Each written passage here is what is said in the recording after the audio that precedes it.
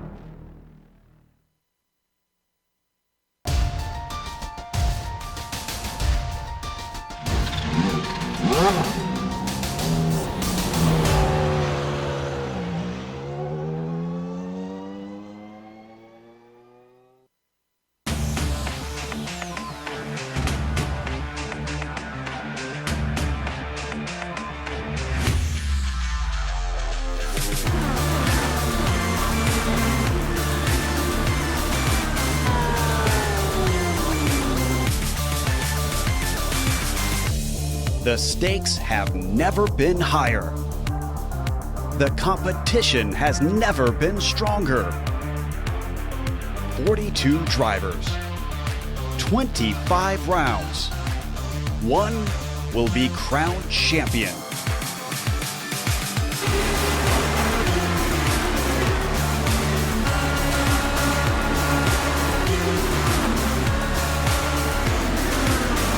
Competition, commitment, excitement. This is Lionheart. You're watching the premier American Open Wheel Series on iRacing. The Lionheart IndyCar Series presented by First Medical Equipment starts now.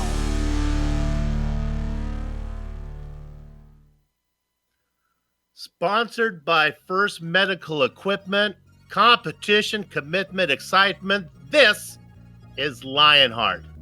And as that catchphrase reverberates in our consciousness, it is the sum of our past and the unswerving punctuality of chance that finds us all collected at this moment, this venue, this event. From the legendary Indianapolis Motor Speedway, this is the Global Sim Racing Channel's Live As It Happens coverage of the Thumbs Up Cancer Down Indianapolis 500 presented by Dewar's Candy. It's round 12 of 24 on the Lionheart IndyCar Series 2019 Championship campaign. This is the fifth full-length 10-score lap edition of the Indy 500 for Lionheart. Michel De Jong won the debut event back in Season 3. In the real world, it took 10 races before the Indy 500 had its first two-time winner, when Tommy Milton won his second race in 1923. In the Lionheart virtual universe, that sequence happened much quicker when Jonathan "The Real Thing" Goke went back-to-back in Seasons 4 and 5. With De Jong and Goke having stepped away from the series, the only previous winner in today's field will be last season's milk drinker, defending champion and current point leader Adam Blocker. Will Blocker join Goke and, in a sense, Milton as two-time winners, or will a new name and likeness be etched on the Lionheart virtual version of the Borg Werner Trophy? The answers are coming as all the simulated Dallara IR18 racing action from green flag to victory donuts streams your way right here on the iRacing Esports Network. Hoosier State, hello and welcome to another GSRC broadcast and the Sim Experience Countdown to Green. Over the next 15 minutes, GSRC will bring you all the storylines, all the stats and facts you'll need to appreciate the Thumbs Up Cancer Down Indianapolis 500 presented by Dewar's Candy that will immediately follow as we indeed count down to green. Up in the booth to bring you our Word's Eye view, it's Soup and Crackers. Bill Soup's on, joined by Sean Crackers Ambrose. Amjad Yaman has director duties, armed with cameras, locked and loaded by Dougie Beard. All right, Crackers, it's the Brickyard. Anything worth saying has already been said many times before, but GSRC is paying you to speak, so earn your lunch by waxing rhapsodic about this place. Rhapsodic. I am putting that in my Scrabble lexicon there, Okay. and I will be using that word at some point. Thank you, Sue. Hey, listen, it's Indy, baby, and the nuts and bolts of this track are pretty simple, okay? It's a big oval, 2.5 miles long, just a tick over 4 kilometers, but the real big thing here are these high-speed 9-degree turns on each corner of this track. Now, Sue, all 4 of them are geometrically identical, and 400 meters through each of those turns, 1/4 of a mile. Now the straights are a 5/8 of a mile long, 1,000 meters down those straights. And listen, because of this, it's of course a legendary facility. Well, they've been racing here for an awful long time, well over 100 years now. And it was the second purpose-built banked oval racing circuit after they built a place called Brooklands over in England. Now, it was the first place to actually be called a speedway. And because of that, Sue, it's actually a National Historic Landmark, which it earned that in 1987. It's the only racing site to be affiliated there with National Landmark status. So, anyway, listen, the best way to take a look at this track is actually from on board the GSRC IR18. Let's take a lap around Indy.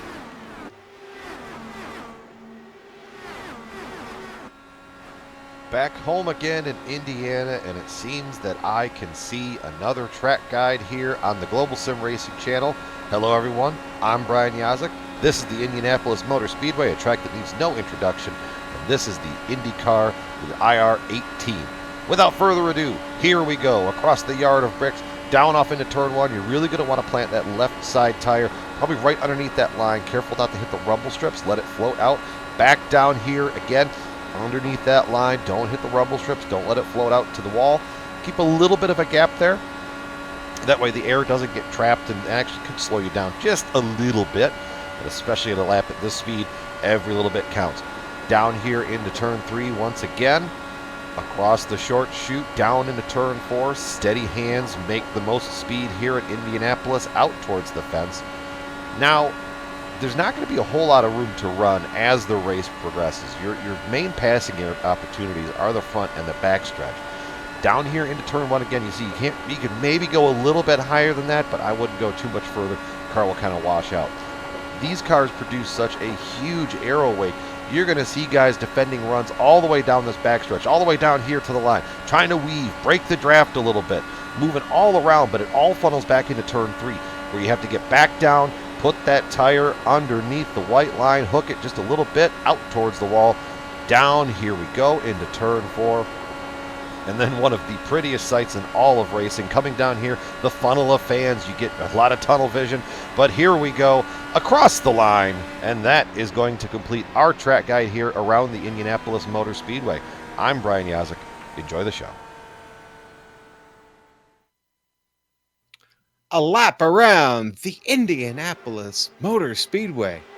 And race fans, the countdown to green is brought to you by SimExperience, the team behind the AccuForce Pro V2 direct drive steering systems. By providing unparalleled realism and the most advanced tuning features on the market, the AccuForce provides a significant advantage to any sim racer.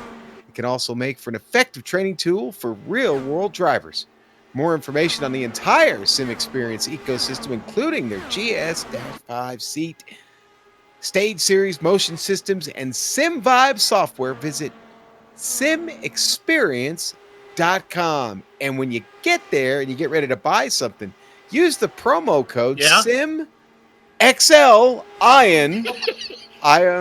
to get 5% off SimVibe software soup. You're just gonna go with that for the rest of the season, right? When you be on one of these. Sim so. XL Ion. Okay, I like it. Let's go ahead. I will give you a much more straightforward look at the points. Let's bring those up right now. These are, of course, come courtesy of First Medical Equipment.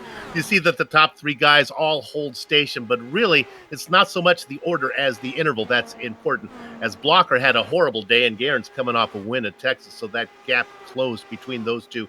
Goodman also has been really consistent lately, so they continue to close the gap. Keep in mind, these numbers do not take into account the 3 drop races allowed for in the rules. Now, if things go according to plan, drop races will start to be accounted for after the halfway point, and guess what? That's going to be next round, so I think we're going to bring these in coming up. Look down there for a couple big movers. Joe Branch up 4 spots. Another big mover was Sage Karam, now up into 10th. He's up 4 spots, but Sean Sage isn't here today. I guess he's got something else to deal with. You know where Sage is? Yeah, he's a little busy over in Toronto, Soup. What we would say in real life, he's busy turning laps and getting some practice and trying to get that car a little faster there at Toronto. That boy's got to get his priorities in order there. I just come on. Let's go ahead and look at the team championships now. I got news on this one.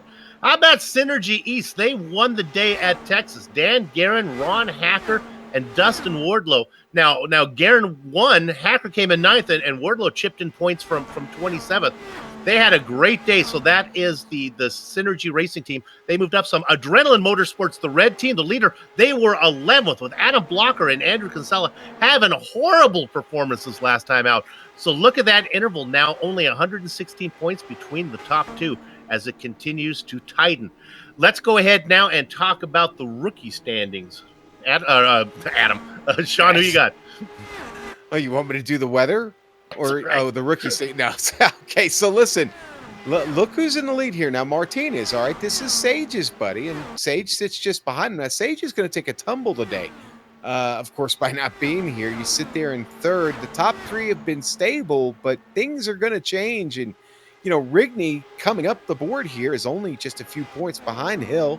Sandman is lurking back there in 5th. So, Soup, Jenkins right on Sandman's tail. This is a very, very tight battle, really within the top 10. It falls a little bit further when you get past 10th. But this is a great rookie battle this season and a great crop of rookies to boot. Indeed, Damon Martinez has been impressive. John Hill, of course, was the cleanest driver until we saw him have a big accident a few laps back. Considered the premier fixed setup racing league for the Dallara IR18 on the iRacing service, the Lionheart IndyCar Series honors the memory of the late Dan Weldon. Now, you know, the best of the best in the iRacing World Championships, as well as many top private leagues like the one you're watching right now, are showcased right here on the iRacing Esports Network. If you haven't done so yet, make sure you subscribe. GSRC is proud to be part of the IESN stable of broadcasters. Now, also featured on IESN, at least until the complaints to the network become overwhelming, is the upcoming segment known as Professor Lugnut's Setup Corner. Professor, what do you got for us today? Hans, we're really going to need a booster seat for Dieter. So, hey, we're talking about turbos and boost, aren't we? Those are things that are created here by this Dallara IR18. The engine on this IR18 is only a 2.2 liter V6. It produces about 700 horsepower, and how it does it is with those turbochargers on it. Now, that engine is really about the size that you'd find the motor on like a Chevy Cruze. That only makes about 200 horsepower. So this motor in the IndyCar makes about 3.5 times that. Now, some of the power is generated through precise tuning, engine architecture, and the type of fuel they use in this car. But the majority of this power difference, it comes down to the parts that are bolted onto the engine.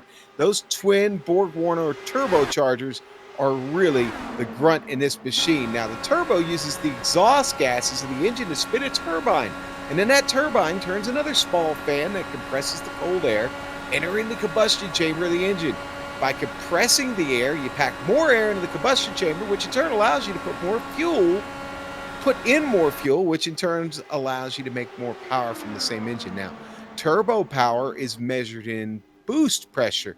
And now, say under a normal day, it's about 14 to 15 pounds per square inch. In a typical passenger car equipped with a turbo, you might get about 6 to 8 pounds per square inch from that turbo. In an Indy car, you get about 19 to 23. Now, that's important here because in Indy, this car actually is allowed 2 different boost levels. In qualifying, you get 21 PSI of boost, while in the race, you only get 19. But that means you've got a little less power in the race. But don't worry, these guys are still going to have a handful with this IR18 here today at the Indianapolis Motor Speedway. I got to follow up on a question that's been asked here at GSRC. Your assistant, Dieter, he only understands you when you talk in a German accent. Am I correct? Is how that works? It's not so much the actual German language. As long as you just use the German accent, he seems to comprehend, right? Well, Dieter is very German. I understand. Let's go to something that's more straightforward. How about you talk about the series details? Yeah, let's get that in because we talked about the history of we'll talk more about the history of the Lionheart series here at Indy, but this is round 12 of 24 in the 7th season. Now, this Dallara IR18 has been a blast since it hit the service last year. Now, the setup they use is a setup that they actually create themselves. They start with, of course, a baseline setup, but it becomes much more than that, and it becomes something that all these drivers can really handle under these conditions today. The big news in this series, Soup, and why everybody is so interested is that number you see at the bottom there, 96.52. Let's just say close to $10,000 in cash and prizes, $10,000. So, yeah, and these details come to us thanks to minus 273, the premier name in karting gloves. For more information on minus 273's full line of gloves and apparel, visit their website, minus273.biz. And when you get there, use the promo code LHRS for 25% off all of your orders. We were talking about accents when you were talking to Dieter when I was a younger man watching the Indy 500 on ABC. One of the accents I got familiar with was old Jackie Stewart was coming in and doing some of these broadcasts. So for the sake of realism, GSRC decided to bring in their own expert when it comes to accents. We have our pit reporter, Stefan Slocker, working with us today. Stefan, your thoughts about today's race? So it's going to be interesting today because obviously Indianapolis, it's all going to be about that draft. So But here it's going to be so much more about not when you catch it, but how can you use that draft, how to save fuel, how to pass, can you pass, and how much are you willing to invest into catching that draft, and obviously be there at the right time. Good to have you with us as we're working with a 3-man booth today, and that's assuming that all the other GSRC broadcasters that are out there racing today have a full race. Of course, if you're a driver and your day ends early, just jump on into the ready for interview booth, and we'll try to talk to you during the race when the action allows. Sean, it's good to have you with me here today. This is going to be fun. Qualifying going underway. Sitting at the top of the chart right now, Joe Flanagan. Nice job from him. Yeah, so far so good, Soup, and it gets that first one in, but Tony Schowen just takes that away from him, Soup, like candy from a baby. You talked about GSRC broadcasters in this race. Well, Sam Ryman's one of them, and he just put his car P8, dropping down the board now to P11, and that'll continue to happen as more drivers come across the line. Soup, Joe Branch on the pole, George Anzaldo, now Dan Guerin, Soup. A lot of these laps starting to come in now. Of course, we have a full slate. 10 score laps is what they wrote for me in the script for the opening. If you want to do your Abraham Lincoln conversion chart there, that would be 200 laps. Guerin up in front. Yes? You know who holds the qualifying record here? Let me take a guess. I don't know. I'm going to say it is it's Dandy Dan Guerin. How'd I do? If I said Max Dugan, would you?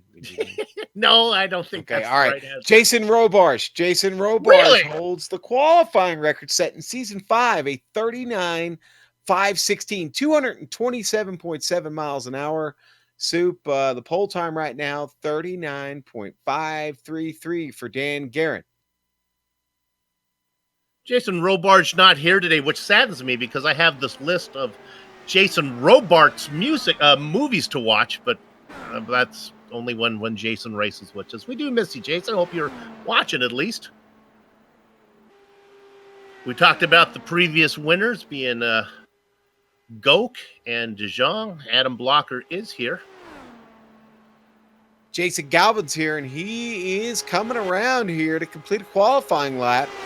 Jason waiting to go out here into the last moment. Only 30 seconds left to qualifying. Is he trying to get that in? He's sitting. That's a good one. There you go. Always the man looking for drama. Where did he slot that in at? As I can't see. That's P9. He put it up 9, to P9. okay. So he's starting in the top 10. He'll be in the thick of it. I don't like that starting spot, to be honest with you. The driver I'm a little worried about, Connor Harrington, a fan favorite. Always excited to watch him race. He put in some practice time. I don't see him getting in a qualifying time. Maybe there's a penalty that he has to serve. It's over. It's done. Well, with that, 34 drivers are entered. 32 were able to put in qualifying times. I like it that we're in the 30s. I don't like doing these Indy races when we have 40, 45 open-wheel cars. It just doesn't seem right. One day iRacing will give us rows of 3, but right now, let's give you the rows of 2 that are going to fill up the starting grid. Take it a row at a time. On the pole, it is indeed Dandy Dan Guerin. He's going to be flanked by Brandon Lincoln. Crackers? Well, your rookie point leader right now, Damon Martinez, will start on the inside there in third. Justin, Bob, and Weaver starting on the outside of row 2-4. He picked up the name Sleepy because he's not a great qualifier, but Chris Lanini sits 5th, going against what his nickname would indicate. Joe Branch is going to flank him in 6th. Jorge Anzaldo starting 7th today on row 4, next to Mike Goodman, the New Yorker, starting 8th in the number 99. Jason Galvin in 9th. And how about a kiss for your cousin Dupree? Isaiah sitting in 10th. The Big Joe Show. The Big Joe Show is starting 11th. He'll start next to Brian Beard there in 12th. In the Baker's Dozen spot, it's Stefan Larkamp. And he's going to be flanked by one of our onboard cameras today, the Candyman, Dustin Wardlow in 14th. The Watchman starts 15th today. Mark Cohn. Next to that, Tony Schowen guy has been around a bit here. Look for a strong run from him out of 16th.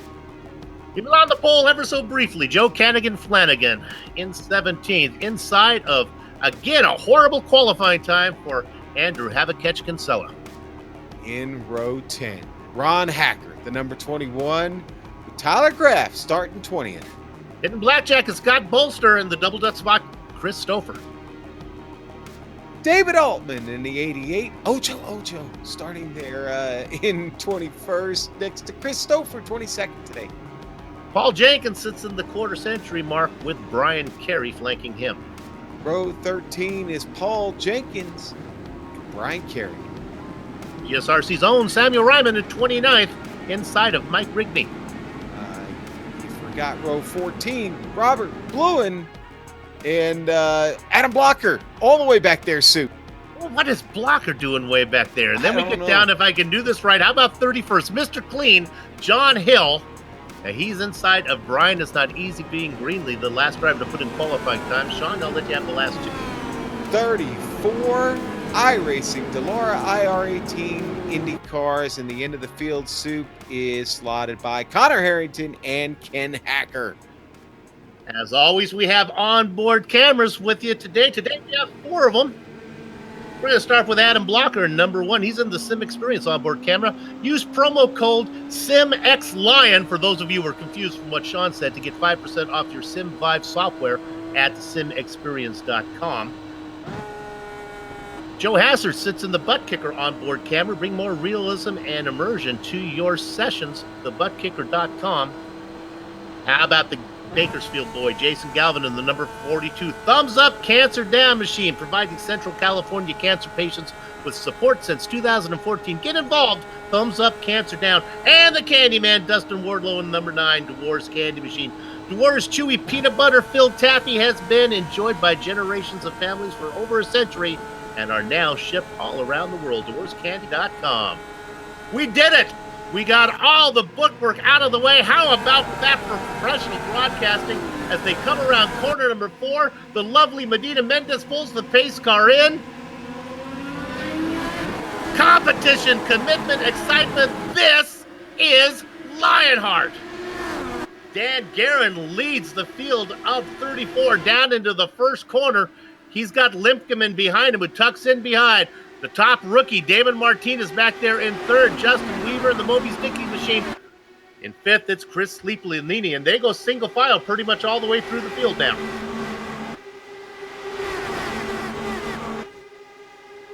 Joe Branch moving up a little bit of a fight. Lanini losing several spots here, Sue. I'll say Joe Branch had a run on the inside, said, I'll take that spot, I'll take that one, and maybe one more, as Branch moves up into 4th. Nice first lap for him.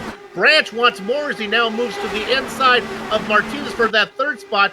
Taking his familiar half right out of the middle is our leader, Dan Garrett, who gets credit with lead in lap number 1. Limpkeman continues to follow. Look at Joe Branch back there, though, in 4th, Sean. That's the guy, man, he's really pesky compared to everyone else who's just trying to put in some laps right now.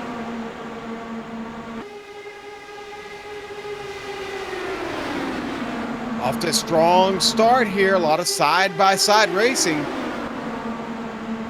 Oh, I think everybody's happy right now because the tires are happy. The news we get, though... Yeah, that's right. Go ahead. Talk about that a minute, Sean. I'm sorry. I didn't mean to stomp on you there. But, yeah, not for long. They'll burn off pretty quick. And, honestly, about 5 laps, 5 to 6 laps is where they'll fall off. And that low line is going to be really, really tough to move on if you're in traffic there because, boy, that car's going to get a lot of wicked push down there soon. Well, I'm telling Battle you. for the lead. While the battle for the lead's going on, there's a crazy battle back for about 11th or 12th. Let's see what happens up front, though. And it is our new leader. Limpkeman gets the pass made on Guerin. And Limpkeman will get credit with lead in lap number 3. Maybe. Here comes Guerin making a run at it.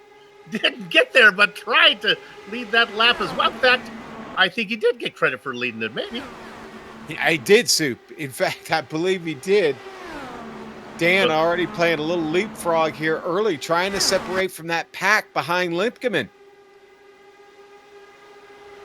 Oh, yeah. Now the front two are just kind of dancing a bit as Limpkeman goes down underneath. I think they got the choreography worked out. the craziness is back at P9. It is. And Zaldo up in ninth. He's cleared this. Look at this is Jason Galvin, the Bakersfield Boyd in 10th position. He's battling with Lanini. Lanini has fell considerably. He started in 5th, is well down now into 11th. Again, Lanini not noted for being a fast qualifier, but maybe found himself a little too far up in the field for his liking. Gets back where he's more comfortable.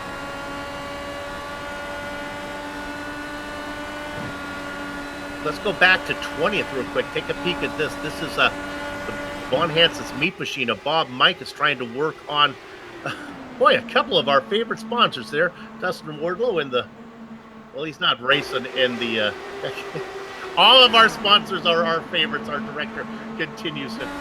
There are none more of a favorite, though, than Dewar's Candy and Von Hansen's Meat.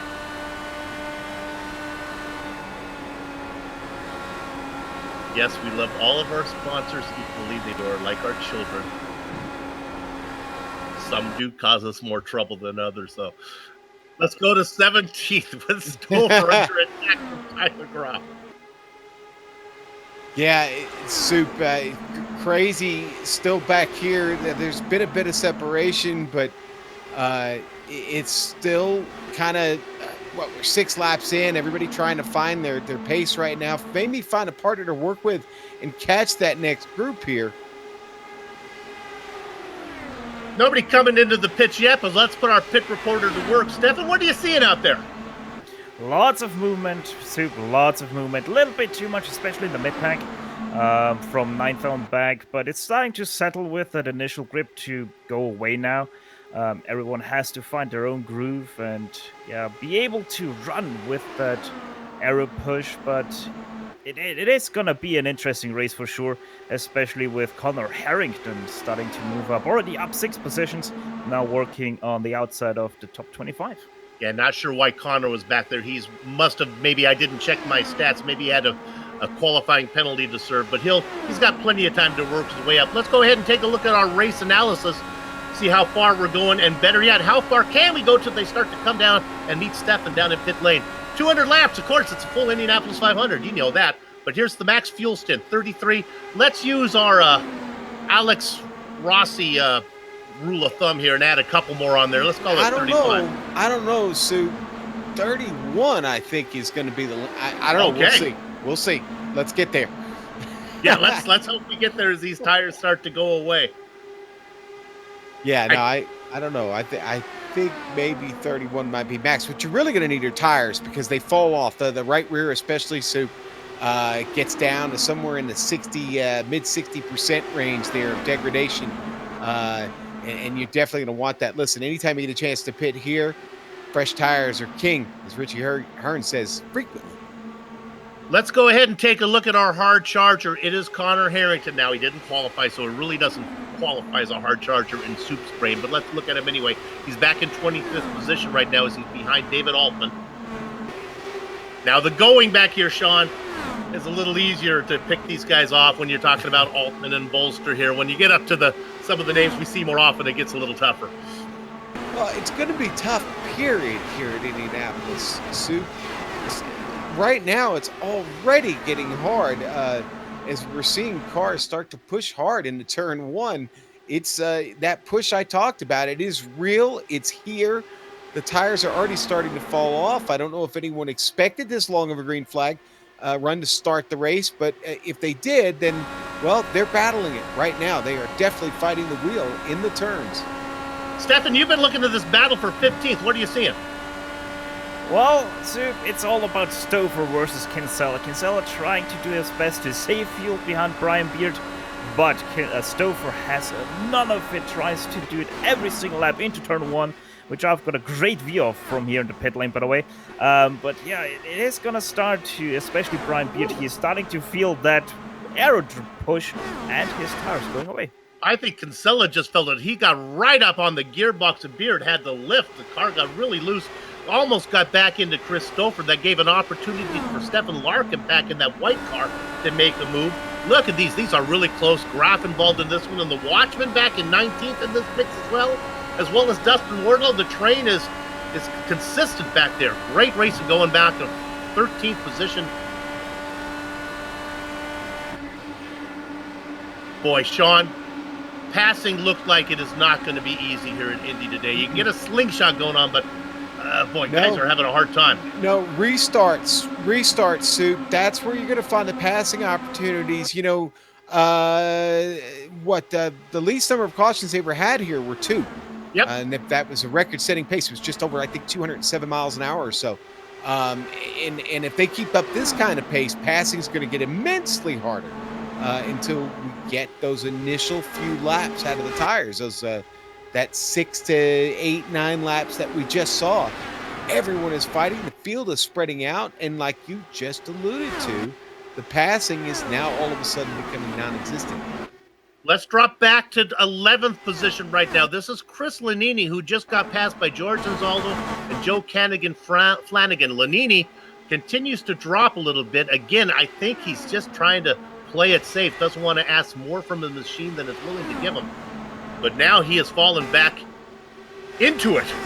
Anzaldo, Flanagan, Lanini, Beard, Kinsella back there making a move. They are too wide. They get around Beard.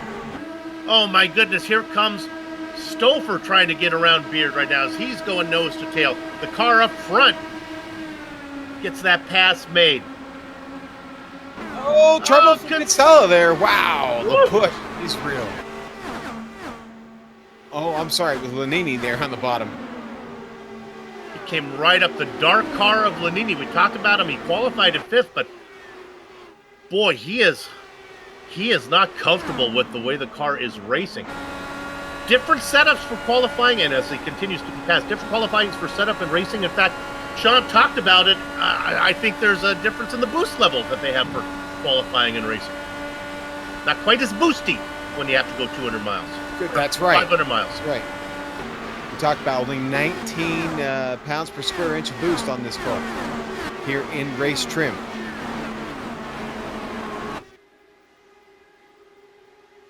Oh, love that Dougie Beard camera angle. Look at him coming at you. Better angle. Pocono has a better one with that long straightaway at the tricky triangle. But Indianapolis, boy, that's a nice one too.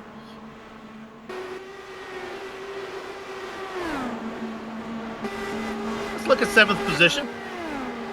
Don't look at it long here. Dupree, Galvin. Woohoo! Wheel. That is the white and blue car in 7th now. That is Isaiah Dupree. He holds off Jason Galvin. Not a bad run there for Dupree getting started here. He's picked up a few spots, Sue.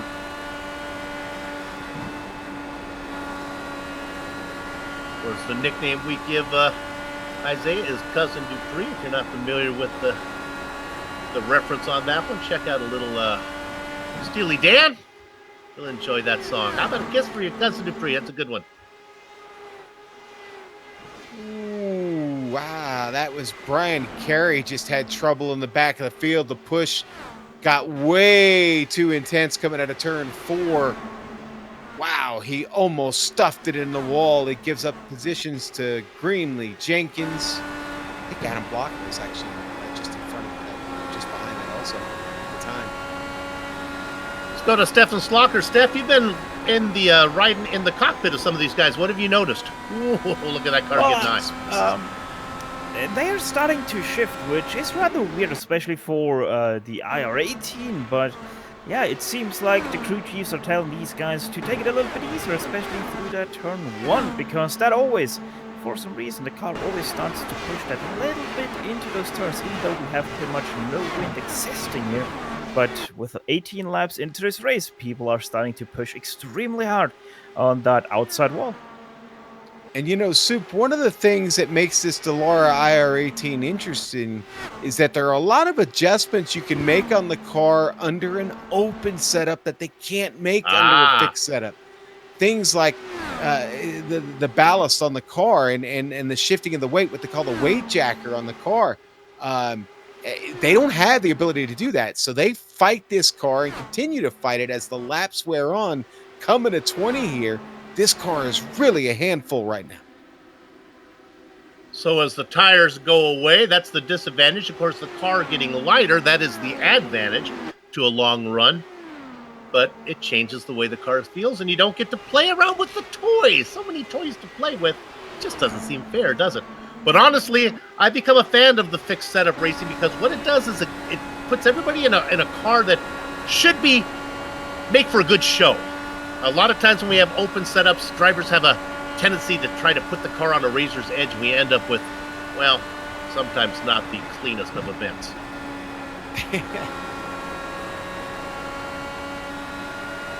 We're going on lap number 20. We're a tenth of the way through. I don't want to...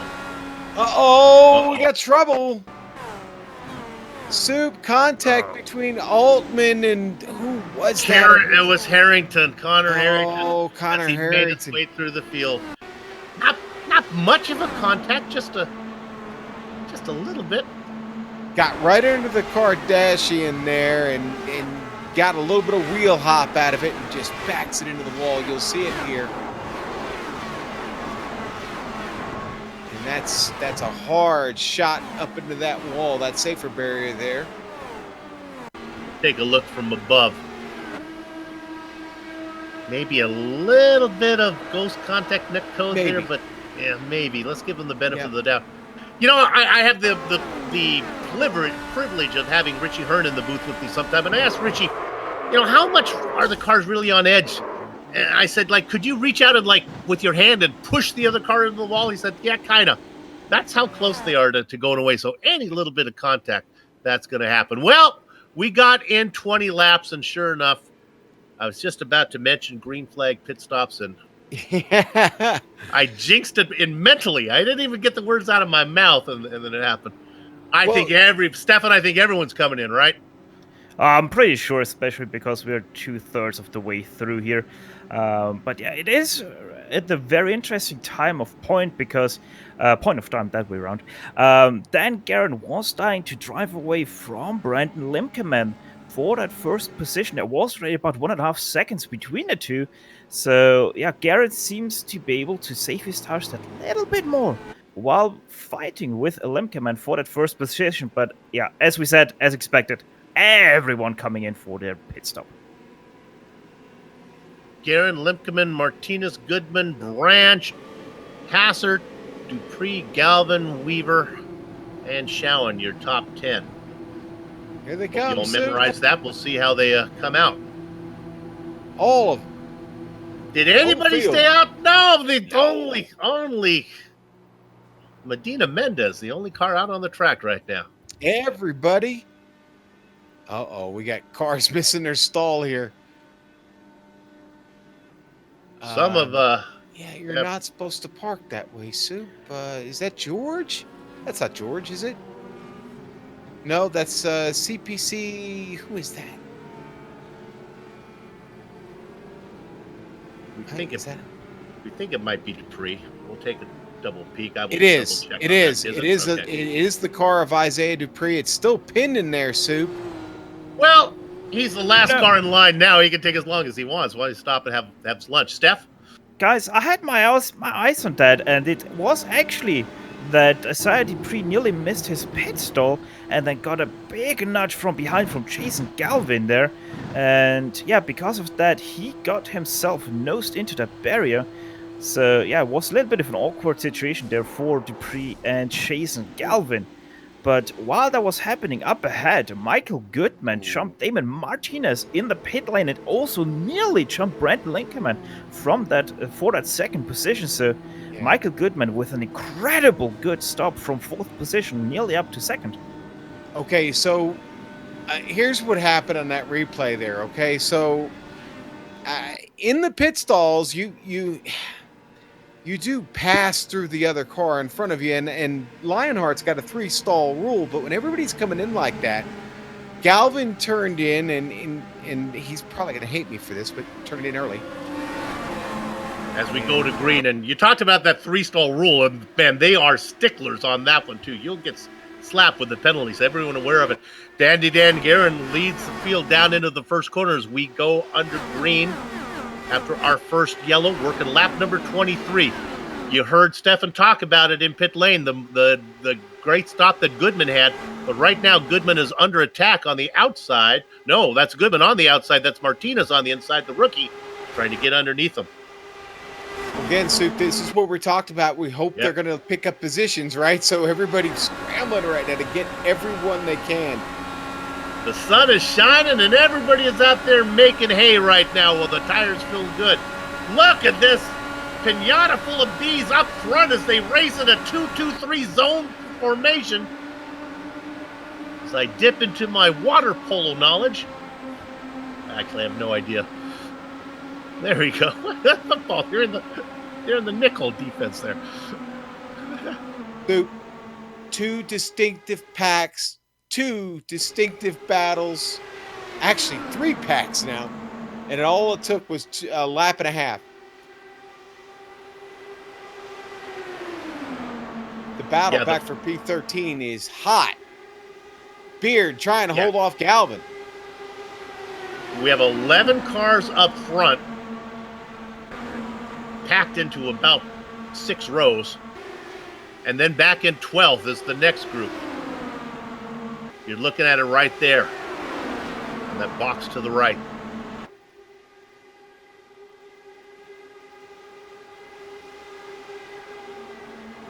Yeah, you see that battle. Oh, 3 wide.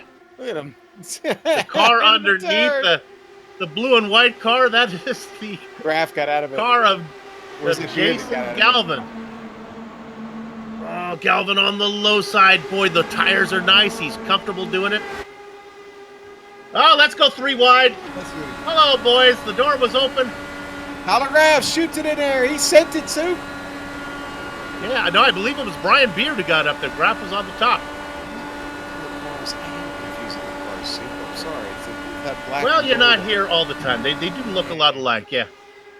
Up there in the skid mark car, that is Brian Beard in 12th. There goes the familiar blue car down underneath of Jason Galvin. Of course, he's in his... Thumbs up, cancer down car. See? There you go.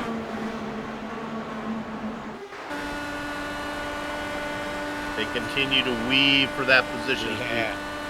Right on Jason Galvin's thumbs up, cancer down onboard camera. He was definitely trying to block off that draft, or at least lose it and not give those guys any advantage. He gets a clean run to the turn, actually. Well, that was going on. For the lead. Yeah, Stefan, you were looking at what was going on up front. Yeah, it was right in front of me. Michael Goodman with an incredible good draft there down the front stretch. Took it 3 wide with Garin and Limkeman and actually made it stick into turn 1. What a drive from Goodman. Started in P4, then got himself into P3 because of the pit stops and now leading this lap. But he's not going to get credit for leading it as Dan Garin takes it away. 0.017 over the line. Great racing up front. We talked about Goodman and what kind of streak he has been on lately. Coming off a 6th place finish last time out at Texas, but he had a pair of 3rds before that. He has been hot, and he continues to keep that momentum as we come into Indy. Something we didn't mention in the details, something that's very important. Double points race. Oh, we didn't even bring that up, did we, Sue? That's right. This is one of the Triple Crown events, of course. And while the real-world Indianapolis 500 is the greatest spectacle in racing, this is certainly the pinnacle of the Lionheart schedule. It's not the finale, right smack down in the middle, but this is the one you want. This is the one they remember, as is the real-world Indy 500. This is the 5th running of this Indy 500 event for Lionheart. The first 500-mile Indianapolis race was back in Season 3. One by a guy named Michael DeJean. And the first 2 runnings of this were 250-mile events. Yeah, what were they thinking? They were young. They didn't know what they had under him in the early days of the Lionheart. Boy, talk about a series that has just continued to grow and grow. Look at this. The catchphrase, competition, commitment, excitement. Look at the competition going on right now. Good racing everywhere, and the excitement is thick. Goodman taking the lead back from Danny Dan Garin. He finally got credited with a lap on that last one. 1/1000th of a second difference. And Garrett got him. Did it again. Yeah. So look at that, though. That is something that is a good precursor of what we may see on lap 200, that you can make that pass out of 4 and get there.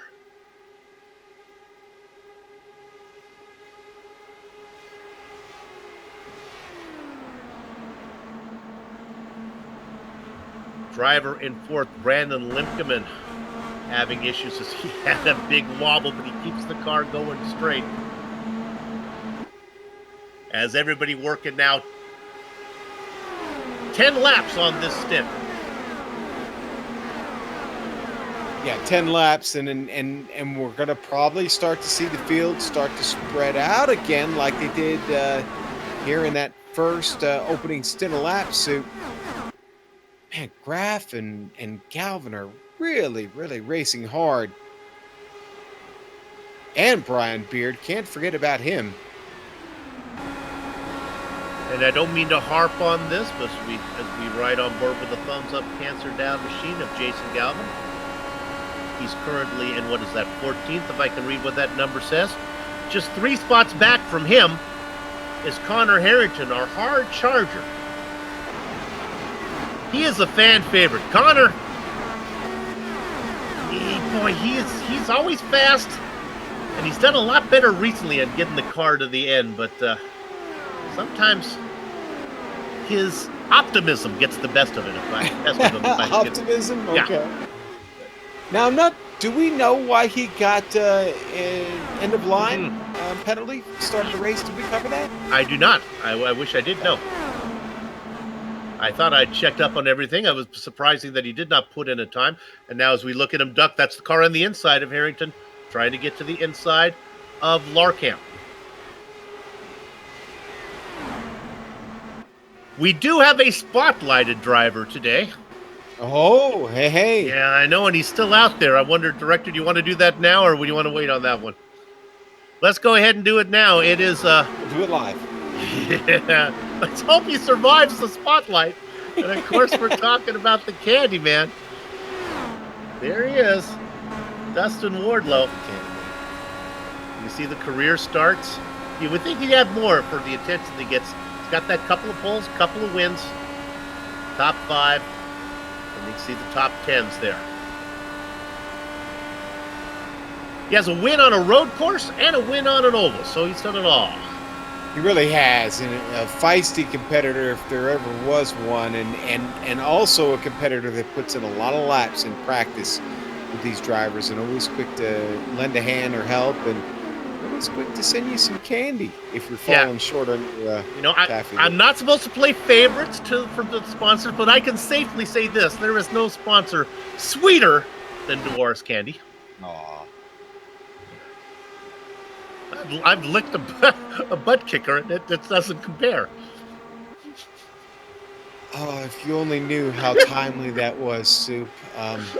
Yeah, I don't know. No, I'm not going there. I'm going to stay away from the whole lick thing. So, people, it's right. We'll worry about licking stamps. There you go.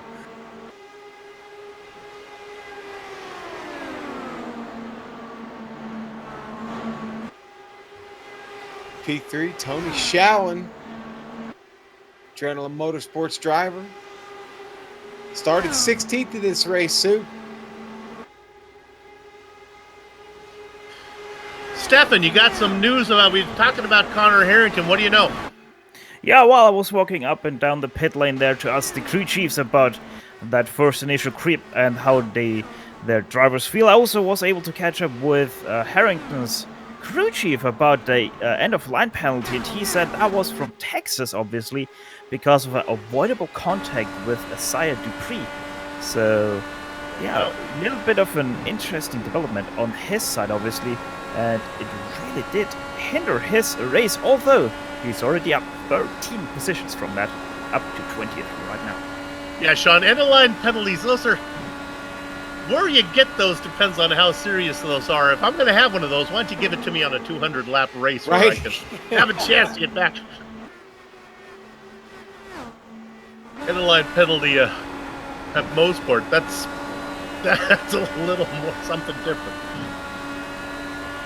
Well, you say that, and we've seen how ineffective at least a lot of passing attempts have been as they continue into the run.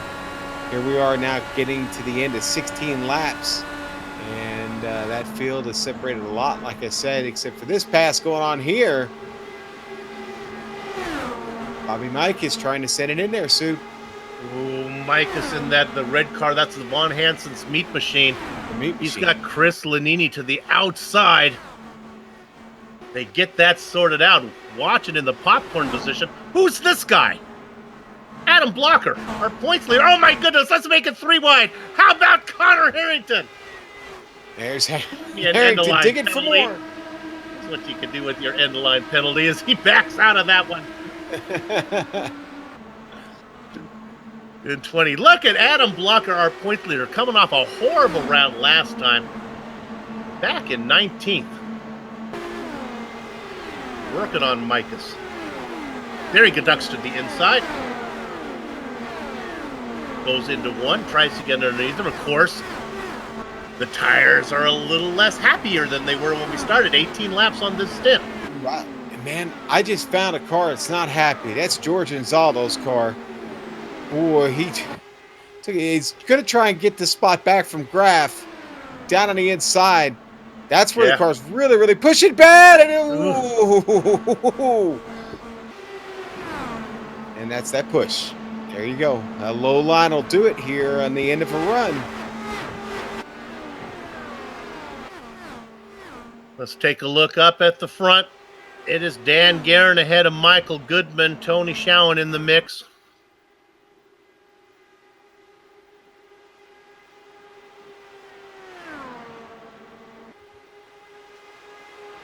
One of the drivers that's been racing up front and having a pretty good job is Brian Beard.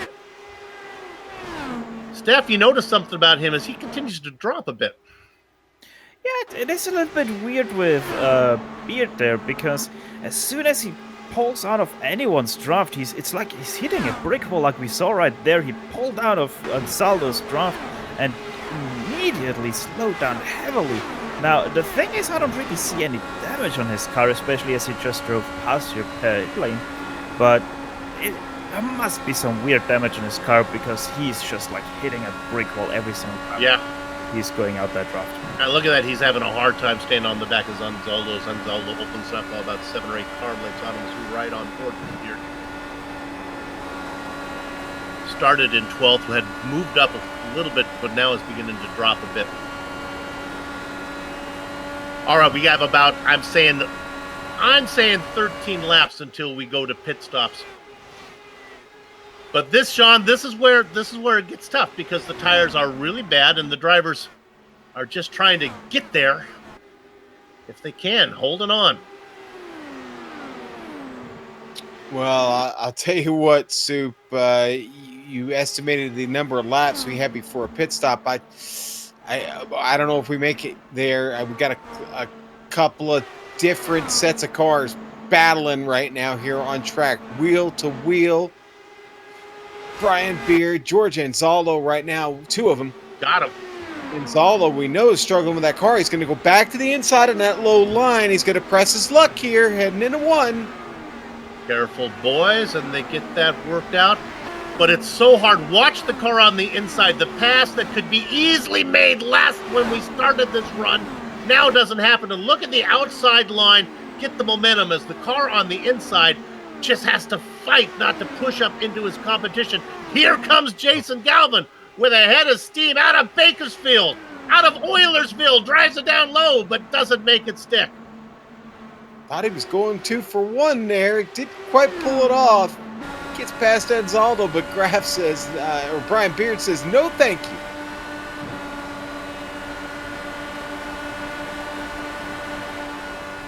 I personally have spent many a night in Bakersfield on the way to, what would be Sequoia. California Hotel, if you want to stay in a nice place in Bakersfield. Reasonably priced. Nice pool. You sure it's still there, Sid? It is. Closes a bit early for my liking, but that's okay.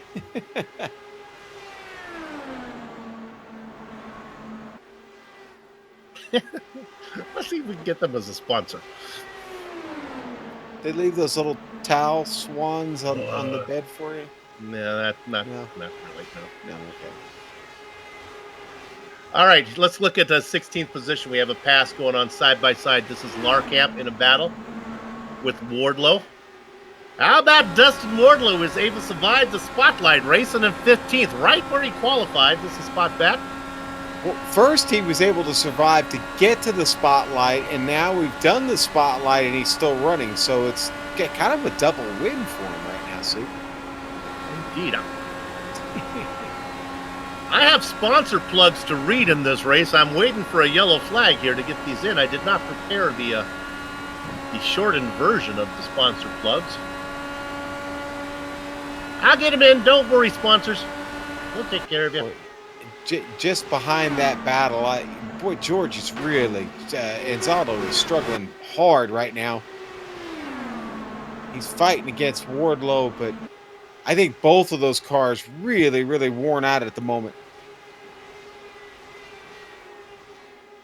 Yeah, that was the battle. We were watching that Brian Beard. Remember, Anzaldo pulled away from Beard, and we're thinking the Beard's having issues as well. They continue to fight. They've separated a bit now. The Candyman coming up on the back of them. You kind of want to take notice of the cars that are quick at the end of the run. Who feels good? Who's making a move now? There's one driver doing it. And he makes it stick underneath. That is the Candyman.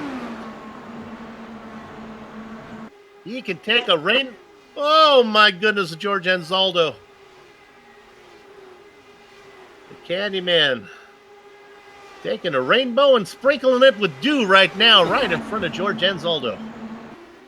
Okay, I've got that song in my head for the rest of the day. Thanks. There you go.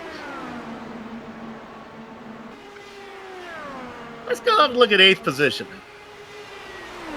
Joe Cannigan Flanagan. There he is. Soup, he's picked up 9 since the start of this race. Joe's having a solid run, got himself well within the top 10 here. Following him through the field has been Andrew Havakech-Kinsella. Flanagan 17th to 8th. Kinsella 18th to 9th. So there you go. They figured out how to do it. Not finding any speed at the moment. I think it's maybe a little too treacherous to draft. You just have to lift so much getting into the turns. Again, we know the drivers are fighting these cars due to the push. And we are coming close to those pit stops. Soup, it could be about 3 or 4 laps here. And we were looking at that battle with Flanagan in 8th. If you go one more spot up, a driver we really have been remiss not to talk about, and that is Chris Stouffer, up 15 spots. And with one of the coolest names on iRacing, Christopher. Yeah, Chris been fighting hard to pick those spots up. A lot of it's brought on a lot of close battles as he made his way up through the field. I don't think he's done as he begins to close on Limkeman. 29, working 30 laps coming around this time on this stint. Our race analysis, said 33, I believe. 33, right, 33. Okay. You know, it might be a case where you can, if you're confident that the thing is going to go green, and here comes our leader. Yeah, you might want to come in now just to get some tire here. Coming your way, Steph. Yeah, and Garen smoking up his tires are obviously no longer needed, but still very close on that pit limiter. Just wanted to get every inch out of that car. Now, very important for his pit crew. Perfect stop on his marks, and then perfectly, a little bit sideways there on his marks, goes up the checks. 4 tires and some nice simulated fuel there for him. Drops last sprinkles of fuel, off he goes into clean traffic for him. Perfect stop there for Dan Garen. And Tyler Graff was in the background there. He came in as well. Soup, he did his pit stop a full second faster than Dan Garen. So here's the thinking on this. This where the undercut will really pay off. It'll take a little while for the tires to heat up, but you should be faster on those new tires than these guys that have been out there for 31 laps. So everyone's got to be coming in now. Yeah, the dominoes starting to fall. Blue and Limkman in. That's not one name. That's Robert Bluen and Brandon Limkman. Here comes Mike Goodman. And Soup, one of the things we heard was that if drivers weren't playing with the brake bias on this fixed setup, that the fixed setup you can in fact adjust brake bias front and rear. That it was a little bit heavy on the rear, and in fact under green flag stops, that we might see some trouble from those cars breaking the rear end breaking around as they try to get into the pit lane. Lots of cars coming in now. Garen coming out of 4 right now. And I think Steph has Blocker has, they're all starting to roll out of there now. Let's see if Garen gets them all. He should. Yes, Soup. Michael Goodman had a much faster pit stop, but Ken Hacker did overtake him in that pit stop, so he's under traffic there, and that might hinder him. But there goes Garen around the top side. That car on top, but look at this. Sure enough, that's Goodman there and Hacker, who's a lap down. So Garen now races in 16th, Goodman in 17th. Why do we care about the cars in 16th and 17th? Well, unlike network broadcasting, we think that this is the most important battle on the track right now, even though your leader is your points champion, Adam Blocker. And actually, it's Joe Branch. There he goes. He's pitting now. There he goes. See, that was a good segue there. See? Well, and Blocker was going to be the leader, but he brings it in. And these guys got to bring it in. They're all, that was 33 full laps. I'm seeing 30. Everybody with 33 laps piling in here. Jenkins, Sam, John Hill. Garen out of 4 right now. He's got Goodman behind him. Oh, and Stephen Larkham nearly missed his pit stop. He's all squared up there in his pit stop right now, but they are able to finish him up, and off he goes again. But very lucky situation for Larkham, who was right out sideways there, coming into his pit stop. So as we see everybody coming out, let's jump up to first as we have a pass right now for the lead on fresh tires going underneath them. That is Michael Goodman to the front. I can hear him cheering from New York. The question is, will he be the leader when he gets to the line? Here comes Dandy Dan. Dan's going to wait, get behind him. There you get it. Goodman gets credit with leading that lap. Great battle just behind them in turn 1. Contact between Big Joe Hassard and David Martinez. It's Martinez saves it. He saves it, Soup. Oh my goodness. The rookie showing what he's made up there. Yeah, he's pretty good. Going underneath that is taking the dive underneath. Oh. He just saves this car at 200 plus miles an hour. Contact with Big Joe Hassard. You'll be able to see Hassard go underneath him here. Here's Big Joe. I got it. Dude, and he was cool. He was as cool as the other side of the pillow, Soup. Just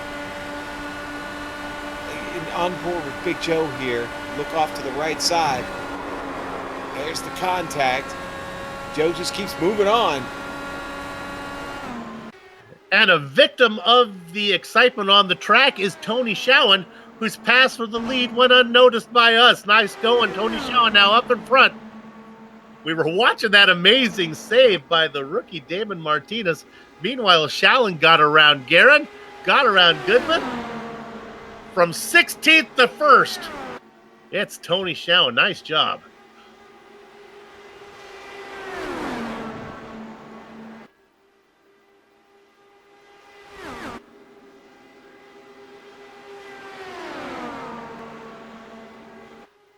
We talked about, as now we have a new leader, Goodman. We talked about X that's going on. Stefan, what do they call that in Germany, what we just saw? Oh, well, he saved it so casually at about 100 and I don't know how many miles per hour. But, that happens jeden Tag tausendfach. I don't know what you're talking about. It's so casually. It happens every day, 1,000 times. Literal translation there. But yeah, that was one heck of a save there by Damon Martinez. And it seems like he doesn't even have that much damage on his car. All right, let's do our best run through the field if we can here. We're going to I'll do this in little segments. This is going to shake around a lot as we do it. Let's talk about the top three. I'll take these and throw it to Sean. We got a battle between these guys. Right now, it's Goodman, Schowen, and Guerin, but it really depends when you look at it, what order they're going to be in. They shuffle that around a bit. Then you go back to the driver in fourth, Sean. Who are you looking there? Well, I'm looking at Big Joe Hassert, but he may not be in fourth for long because the guy he made contact with, David Martinez, is hot on his heels, riding up to the wing now, and could have that spot back. It's Big Joe trying to get away from him, maybe, not making much of an effort there to break the draft. Good racing going on there. A little look how farther quickly back. Damon caught him, Sue. As they continue to fight. This is fighting that's going all through the field. We ride on board with Martinez. Now a little bit farther back from these guys as soon as we come off of this onboard camera will be Chris Stouffer. He's kind of all by himself right now, back in sixth position. We saw what he can do, though. He's having a great run, up from 22nd. He's ahead of two more drivers that are closing in on him, Jason Galvin. And the guy making a run did not like where he qualified. That's Andrew Havakech-Kinsella in eighth. Yeah, Down them for a while. Kinsella taking a little bit of a different line there. He went up to the top and took the later apex there to stay out of the wash as the tires are starting to wear off on the right sides. And there goes the push, but there goes the move. Give that spot to Galvin going in. So a three-car battle there, 6th, 7th, and 8th between Galvin, Stouffer, and dropping off a little bit is Kinsella. Back behind Kinsella, Joe Branch in 9th, 3 spots below where he started.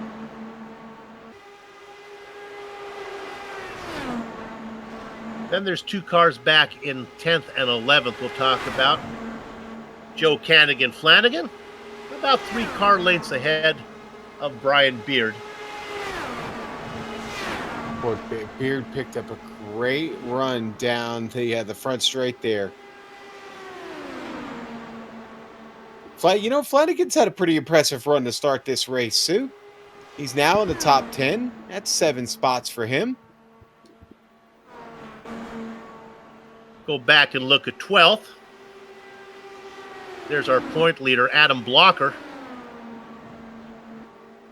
About 2 car lengths up on Bob Mikas and the Von Hansen's Meat Machine. Slowly inching his way towards the front of this race, Sue.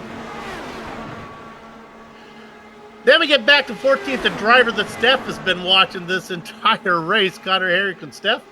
It's incredible. I've been standing at his crew chief stand all the time, pretty much. And it's just incredible. There's so much hype around his drive from 33rd up to 14th right now. Obviously, 33rd because he had that EOL penalty. But still, you have to count that as the hard charger of the day because Connor Harrington has put on one heck of a show there.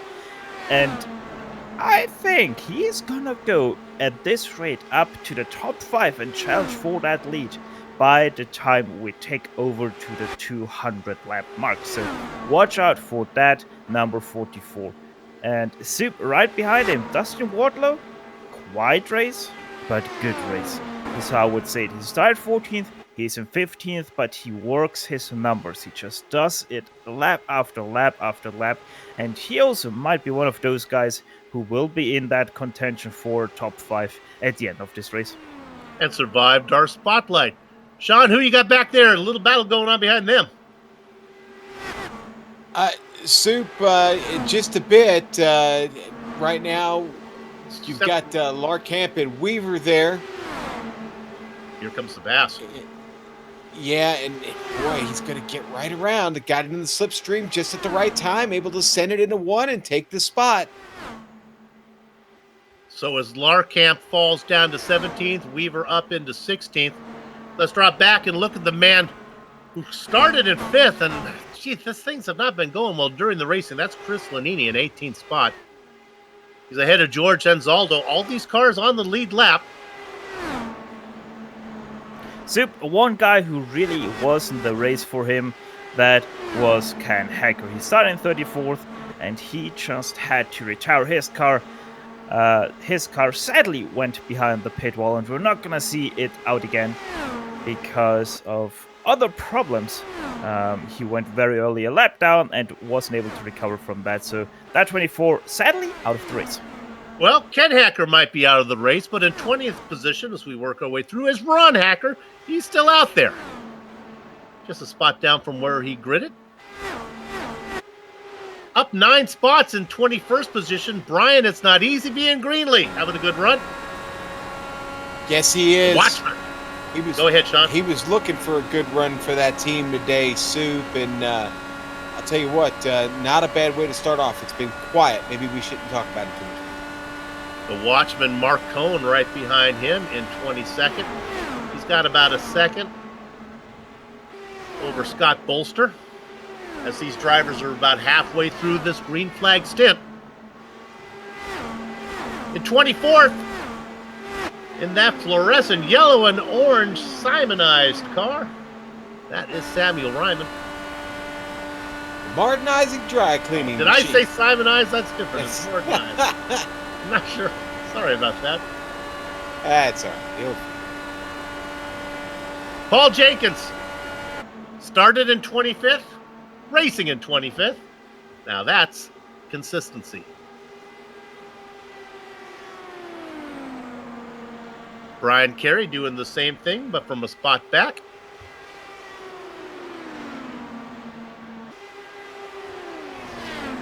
Boy, Red. what a run.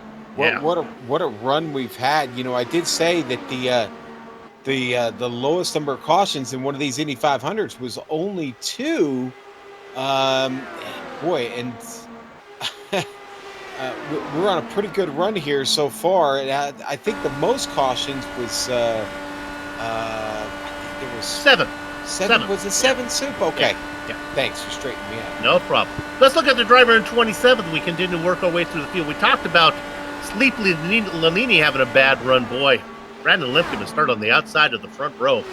He's in 27th, still on the lead lap. Yes, so the interesting part about that is that not even his crew chief really knows what's happening with Lemkeman's car right now. Just after that first pit stop, obviously under the caution, he just was struggling extremely for grip and speed and pretty much everything you would want from IRA 18 here at Indianapolis. And since then, he just continued to fall down, and it got even worse in that third stint right now. So Lemkeman really struggling with his car. 4 more cars on the lead lap we'll get to real quickly. In 29th, Robert Bluen. In 30th, it's John Hill. Well, that's going to not be long because here comes Tyler Groff, gets right up behind him. Tyler's looking to get into the top 30. Well, Tyler was in the top 30, and Soup has got one more pit stop than everybody else. Unfortunately, trouble for him is now sees him at the back of the field fighting Hill going to the turn. Graff was the last car out there racing, but not now as he makes that pass. Now that honor goes to John Hill. Drivers who are out of the race, as Stefan mentioned, Ken Hacker, Isaiah Dupree, who was caught in that early contact. And I'm not sure if David Altman, did he grid up? I'm not sure if He's that's out. the case. Yeah, Dave's out. Well, there's your run through the field. So what's going back up front? When last we left, it was a 3-car battle. That's turned into now a 2-car battle as Michael Goodman has fallen off a bit. Tony Schowen, though, continues to lead Dandy Dan Guerin. 22 laps on this stint. Not to the halfway mark yet, but we are getting there quick. Boy, we certainly are. I've been really impressed with the run here from our friends at the Lionheart Racing Series today. Been a lot of fun. Well, things are settling down a bit. Let's go to 7th position and talk about really the sponsor of this race. This is Jason Galvin. Galvin, of course, heavily involved in the Thumbs Up Cancer Down. They've been providing Central California cancer patients with support since 2014. To date, get this, Sean and Steph, nearly 1,000 innovation power packs have been delivered to patients in and around Bakersfield. For hospital stays, simple things can mean a lot. Each power pack has things like beanies and blankets that are made out of special fibers that won't irritate the chemo patient's skin, sanitizers and journals to write down during treatment, a mobile charger, and a cool bag to put it all in. Hey, get involved with a great charity. Thumbs Up Cancer Down. Soup, you know where Jason was last night? You have any idea? He's in Bakersfield. He was probably milking a cow. Actually, he was in Anaheim last night. Oh. You know what he saw in Anaheim last night, Soup? Mickey Mouse? No, a no-hitter, Soup. A no-hitter. He was at the game last night, yeah. A combined no-hitter. Thank you to Amjad for bailing me out on that one. We should explain that to poor Steph, who's from Germany, doesn't actually know it. More than one pitcher was used in a 9-inning ball game that basically, Steph, it's something really exciting when nothing happens, basically, is what. You're talking about cricket, isn't it? That's right. There you go. Dan Guerin gets to the front around Tony Schoen. You know, Soup, just on a side note, as part of that game, though, last night, they were honoring Tyler Skaggs, the young man who lost his life just a few weeks ago when they were visiting in the state of Texas. And so, yeah, it was a pretty big deal, actually. It's making the rounds today. But, yeah, lucky Jason Galvin, man. Apparently he's playing both sides of the fence, because I've seen him wearing that Dodger blue, and last night, I think he was wearing a little bit of red. I don't know. It's 25 miles between Dodger Stadium and Anaheim Stadium, but there's a blue-red divide in there. Hey, let's look at 12th position. We really can't ignore what's going on here. I didn't like where Adam Blocker started. He was in 28th. Something seemed a little fishy. He's worked his way up now into 12th. Slowly but surely, we're not even to the halfway point yet, and he has worked his way right behind Brian Beard.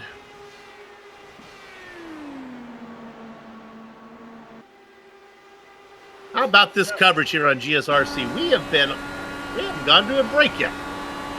We may not go to a break. Boy, I'll tell you what, I don't like breaking away when we're green like this. Are you kidding me? Woo! I talk about Joe Peak being the hardest working man in sim racing broadcasting. Sean Ambrose trying to steal that crown from him. 4 broadcasts to do today. Directed to. You're with me here, and then you and I are going to be together a little bit later tonight for Lionheart, which you and I could do. No. We're doing Lionheart. Oh no, not Lionheart. We're together tonight. Bootleg, that's right. At Martinsville, baby, SK Modifieds, 100 laps. How about that? 500 miles in Indianapolis, and then short track at Martinsville. And that'll take about 30 minutes. yeah. And we talked about Blocker. He gets it done. Well, he gets it done in front of Brian Beard.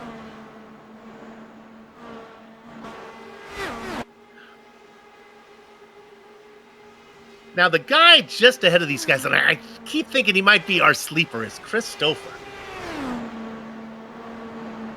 Racing in 6th. Staying out of trouble. Sean, why? Sometimes we do these races and they sometimes can be really, really messy. I don't mean to jinx the final, what it'll be, 119 laps we have coming up, but is Indy an easier track to drive? It shouldn't be, but no. They've practiced. The numbers were up. Everybody showed up, put in some effort here. This is a fun track to drive, Soup. And I don't know. I don't think that makes it any easier, but I certainly think it, when you're having fun, the focus is a little bit easier to come by. And that's, I think, what we're seeing right now is a field of really, really focused drivers. Seth, you have an interesting thought on that. Well, it's Indianapolis. It's one of the hardest places to get right in an IndyCar. So, and obviously, it's also the most prestigious track that you can drive in an IndyCar. So, everyone, as Sean said, they put in their numbers way more than you would normally see, and because of that, it is gonna get harder for everyone as Dan Garrett pits in. He did. Boy, he was smoking him right there at the commitment cone. Now this is getting interesting. Guerin was first in last time. Other guys went about 3 more laps than him. So if they do that again, they got a 6-lap advantage on him. Go ahead. I calculated the stop on him, and he misses pit stall. He misses pit stall there. And he is due in 4 laps, so he's once again undercutting everyone else by quite an amount. So he's going most definitely after the tires, as he full 4 tires and fuel, so full service for him. So Dan is going for the tires rather than for the fuel, as everyone else is doing. And I think that at this point in time is going to be the wrong strategy, because he is eventually gonna short pit everyone so much that he's gonna have an extra pit stop on his head. Martinez in and out. I'm sorry, in. Who's going out alongside him there was actually coming out of the pits. Guerin does get back out on the track. So that makes our pit lane. Now this is interesting. This will be fun to watch. And again, this is something we like to do here on GSRC. We'll see how Goodman comes out in relationship to Guerin. Remember, Guerin missed his stall. These guys were racing close together. Goodman into his pit stall a little bit sideways, so that's just gonna cost him that little bit of time, probably about a 10th or 2. Not too much. Goodman on the checks, full service for him as well, obviously, and off he goes. Now, where is then Guerin Soup? Just coming across the start-finish line right now. There he is.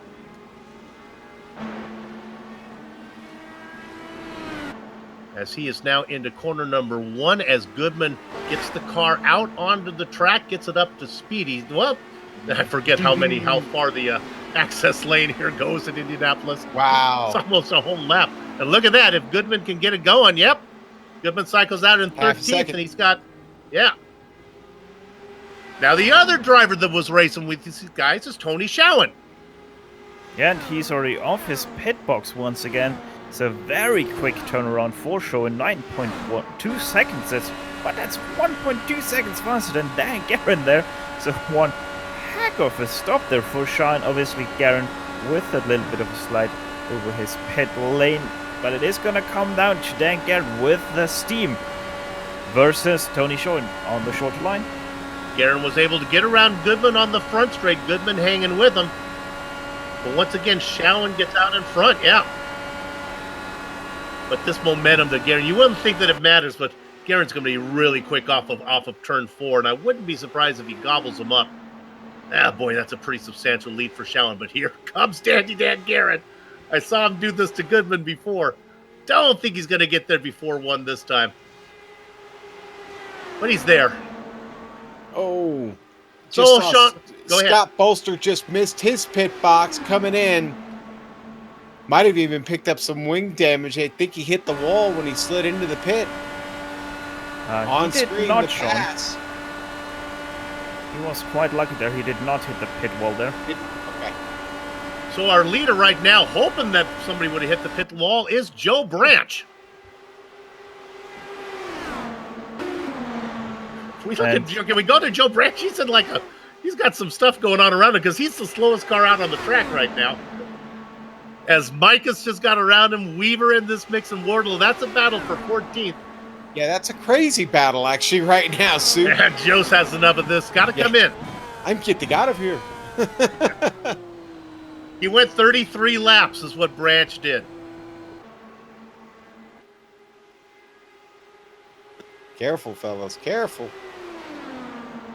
So that's everybody. We now actually have lost a few cars on the lead lap. It's finally these long flag stints. The leaders are able to get around, and lap traffic will start to be a factor here.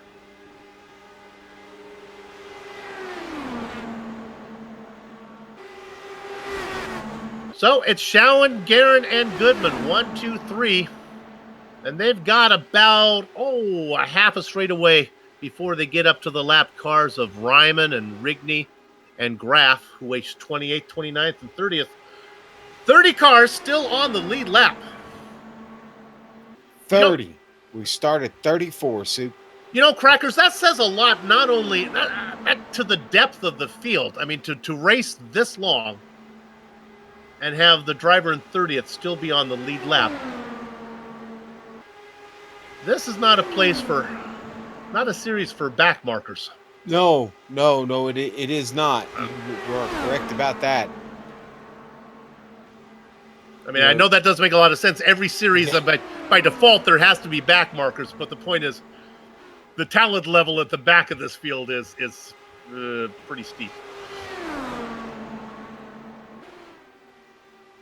I continue to watch the battle for 13th place back there, and Bobby Micus and Justin Weaver keep they're playing a little bit of a game of leapfrog. Wardlow has decided to stay out of it. Look at that. This is that battle we've been watching. And there are good battles all through the field. Oh, let's go Soup! into the wall. It is Martinez. Damon Martinez got clipped. Yeah, he didn't save it that time, and an unfortunate victim of contact once again, Martinez. Chris, Steph, you saw it happen live with me. What'd you see? Yeah, I saw it here on the big screens, and it once again that little bit of error push coupled with the initial grip starting to get away there from Christopher just pushes it ever so slightly into the left rear tire of Martinez, and with that heavy contact, Martinez not able to save it, and Big Joe Hazard, wow, he was closer to the wrecking car of Martinez. Yeah, you see him dive to the bottom there, and as we look back, here we go, we'll go on board with Big Joe. Get his first road ticket here. That was too close. Too close.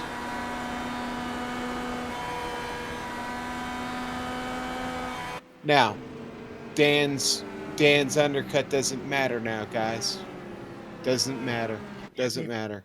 But everybody comes in. Doesn't matter. Maybe not, though. No, everybody now comes. Maybe. You think everyone's coming? Maybe on one of these guys. Got 7, 8, 9 laps on these tires. You're coming in. You'll get 8 up on the restart if you don't. I'll tell you right now who will stay out at least. Watch for Samuel Ryman not to come in. He may come in and top off right at the end, but Sammy always does the. Joe Branch took his stop late. He might be the only one that would consider it, I think. I think everybody else too deep on their tires to even give it a second thought. Well, Goodman and Schowen and Guerin would agree with you. John Hill's a lap down. He's going to stay out, obviously. What'd I say? Joe Branch. Who's out there? Joe Branch, man. Yep. I'm starting to feel a little like my brother. Gee, he's a pretty smart fella. I'm not near as smart as he is. Well, like Steph said, when you run 3 laps longer, the one first green flag stint, you run another 3 laps longer, you get a little advantage. I mean, 4 laps? Mike Rickney also stayed out. He just drove past me here and Samuel Ryman. So also better point for you, Soup. Michael Goodman jumped there, won. Dan Guerin, 2nd place. Tony Shaw in 3rd place. Christopher, 4th place out of that pit lane. So yeah, everyone is gonna drive in, but a few people, we have to watch out for them because they are now on a completely different strategy than everyone else. And Sue, Sam did stay out. The difference of what's going on here, and we'll come back after break and tell you how this plays out. The difference between what Branch is going to do, I don't think Jenkins and Graff and Rigney are actually going to stay out. I believe they'll probably come in and top off. Joe Branch, I think, will be our leader when we come back from break. We'll take a short break right now. We haven't done so. We'll be back before we go green. Don't go far.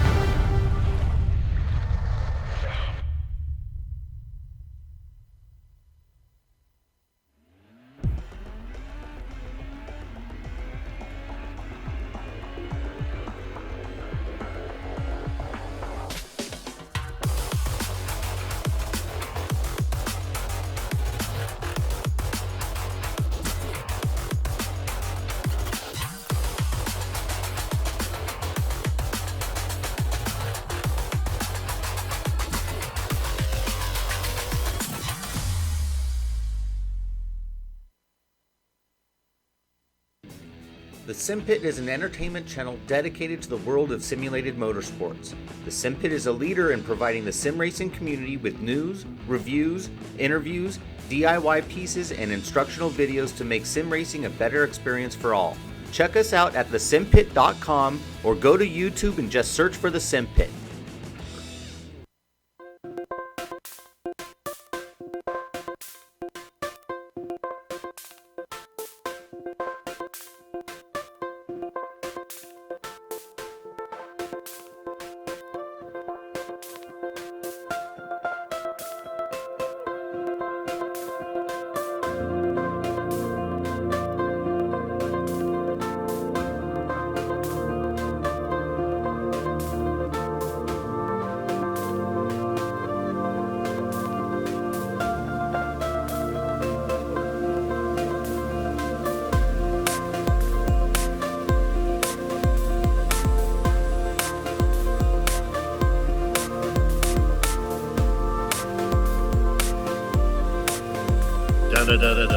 Batman, that is the Batman cam looking at your leader, Joe Branch.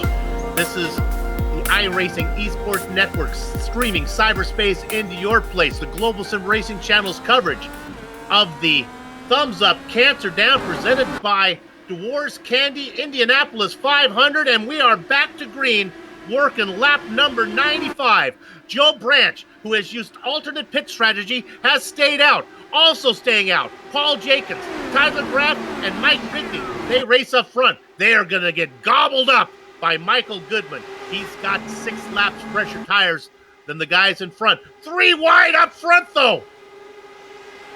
New leader, Tyler Graff, fan favorite.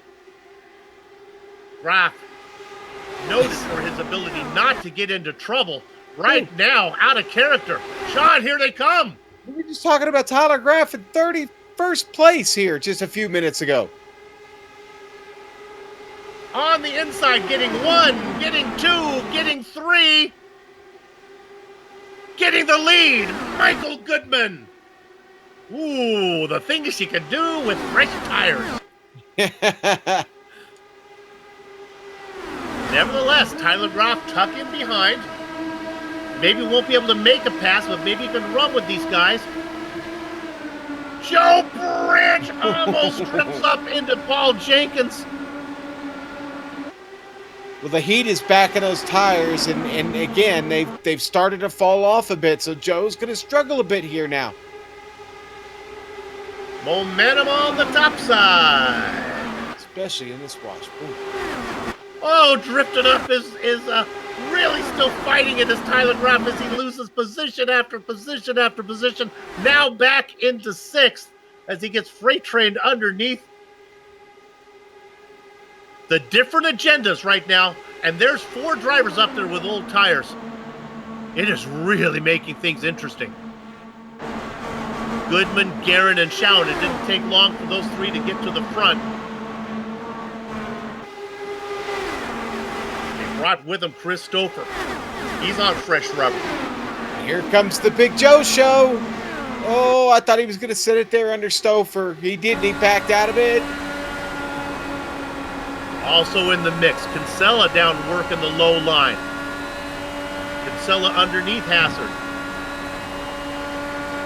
There's that familiar blue and black car of Adam Blocker, now in 9th. Your points leader, defending champion. As they get underneath Tyler Groff, Bob Mikas does. Boy, was I wrong about the advantage of fresh rubber. Gee, just a handful of laps. On that thumbs up, cancer down. Onboard camera for Jason Galvin. Some big time racing going on here, Sue. Oh my goodness. Guerin, Goodman, Schowen up in front. They have been the class of the field, and they continue to swap. I don't mean to cavalier what's going on up there. Michael Goodman is now your leader. But honestly, they've been swapping a lot. When somebody else gets into the mix, we'll talk about it. Maybe Schowen. Kinsella on the move up to 5th. This will settle down when the tires go away, but right now everybody's out there. They've just put on their dancing shoes and their feet are still feeling comfortable. A little later on in the evening, they'll spend more time sitting at the table drinking. But right now, it's time to boogie. Guerin, Goodman, Schowen, you can see it on the tower there to your left. Well, not really, is it, Sue? No, not the time to boogie. Oh, no, okay, I got you. Guys, I have a little update on Mark Cohn. It did not get picked up by our cameras, but he had a little bit of a coming together with, that was Brian Carey a few laps ago. And yeah, his race is sadly done hard contact into the outside wall, nearly also into the inside wall out of turn 3. But yeah, hard contact, he was limping, crabbing quite a bit. And sadly with that, his race to a very early end. Front 4 cars all within 0.2 of a second of each other. Across the line that time. Guerin, Goodman, Schowen, and Stouffer. Crossed the line last time, the front 9 all within a second. Here they come again. Boom, diddle, boom, boom, boom, boom, boom. There's your 9 cars going across the line right there. I had that timed perfectly. Yes, you did. Watched Drumline last night. That's a freaking preparation so I could boom, diddle, boom, boom, boom across the line. Come on, director. I go the extra mile when it comes to the Indianapolis 500. Dustin Wardlow has worked his way up into 11th position. We'll talk about him in a minute, racing for Dolores Candy, one of our sponsors today, but don't have time to get to that right now as the racing is too intense. Big Joe, Tony Schowen slugging it out a little bit there, it looks like. Look at this, and at the very front, and Stouffer taking that spot away from Dandy Dan Guerin. Well, I said I get excited when it was Guerin, Goodman, and not in the lead there was Schowen. Sure enough.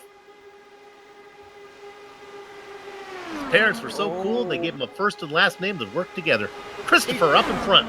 Big Joe making me nervous back there. Soup just behind our leaders.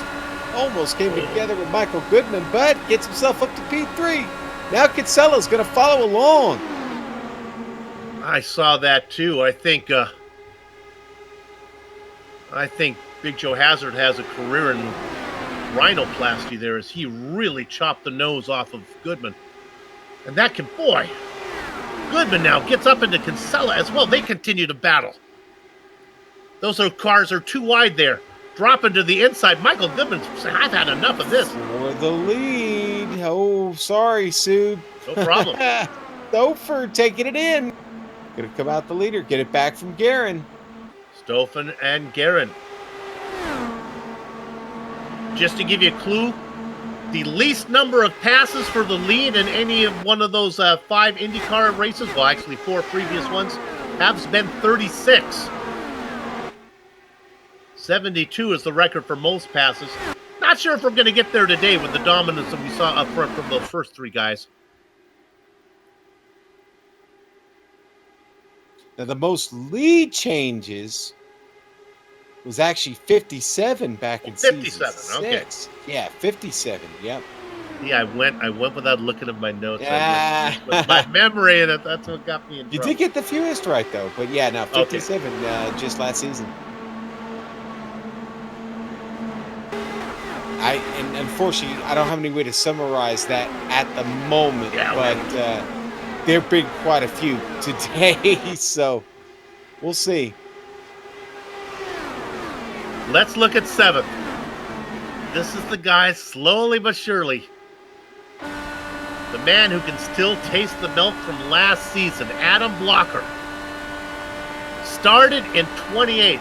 Crackers, we said that didn't seem right. There he is now up in 7th. 1.2 seconds behind the leader last time around.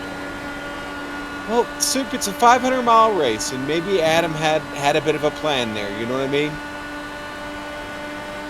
If you guys want to talk about Adam Blocker, you also have to mention the Connor Harrington story. Already up to P10, working his way already on P9, 33rd, plus 23 positions for that 44 machine. And as I said, he's going to be there at the very end. I like it when GSRC jumps on a story early and we follow it for 500 miles, and that's what we've done with Connor Harrington. An EOL penalty that he had to serve.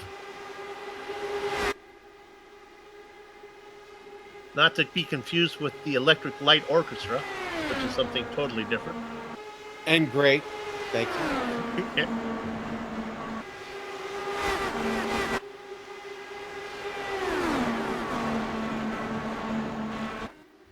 They continue to battle. They're coming at you again. I love that shot. Yeah, that long shot is great, man. You can see him weave, looking for pressure. That blue car peeking out. You know what that was? That was Adam Blocker.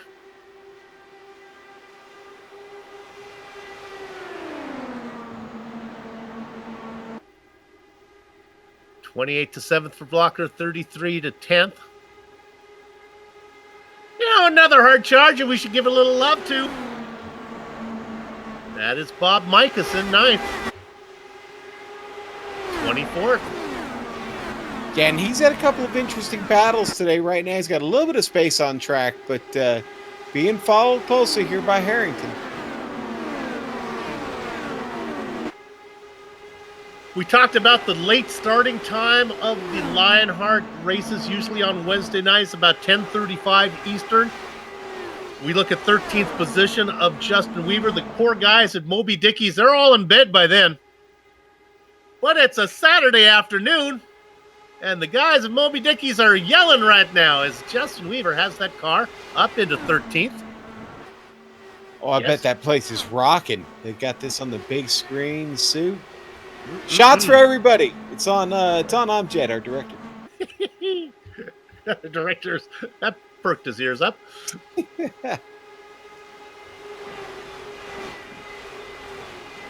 Unfortunately for Weaver, he started in 4th. Things have gone a little bit the wrong direction, but he's getting the feel for it right now. Yeah, but Soup, he's got 90 laps to work this out, right? So, Indeed. all's not done. It's not even close. In fact, he's going to try to make a pass right now. Can't get that done. You can see the shadows start to come across the track.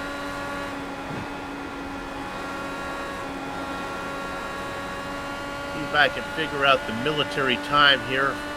17:45. That is subtract 12, 5:45 p.m. here in Indianapolis.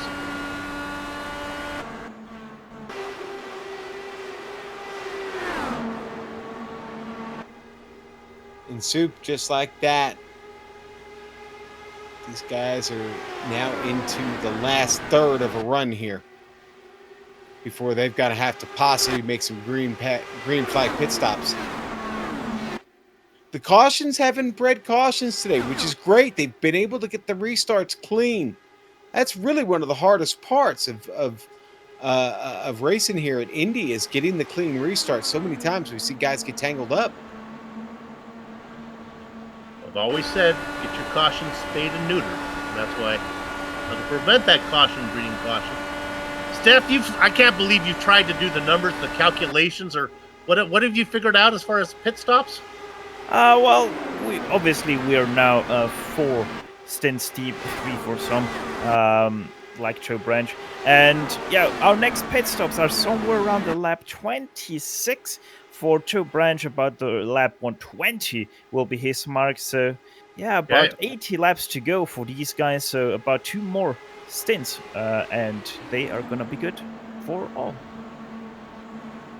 We can start to figure out, are we close? We haven't seen anybody go. Really, Sean, this is one of the first time where that 33 that we posted in the race analysis has really been true. And we have a pit stop right now. It looks like it's Tyler Graf. Tyler Graf, yeah. Yeah, and Tyler was up against it, Super. Remember, he stayed out. Graf out there 33 laps. He had to come in. Yeah, out of the guys that were staying out, he was the guy who was over the longest on his tires. Perfect pit stop, though, for him on the tracks already, and pretty much off them. And now he drops and out of his pit stop. 26.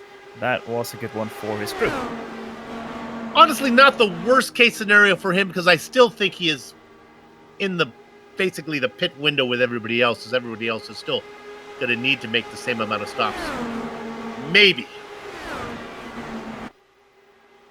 See, I always put that maybe at the end of that. That way I could personally say the world is flat, and if I put a maybe on the end, it kind of... Well, you're never wrong, are you? Covers me, yeah. Right? If you say maybe, you're never wrong. Page 17 on the GSRC Commentator's Handbook. Chris Stouffer, Dan Guerin, your leaders. Tyler Graf does come out and goes a lap down, I believe. Maybe it might be more than that. Maybe double check. Just one. Now this will be fun. Graf is no slouch. Watch what in 28th. Watch what Tyler can do now on fresh tires. Well, first of all, you got a guy with talent. Yeah, he gets around Guerin. He would like that lead lap back. He comes up on Stouffer.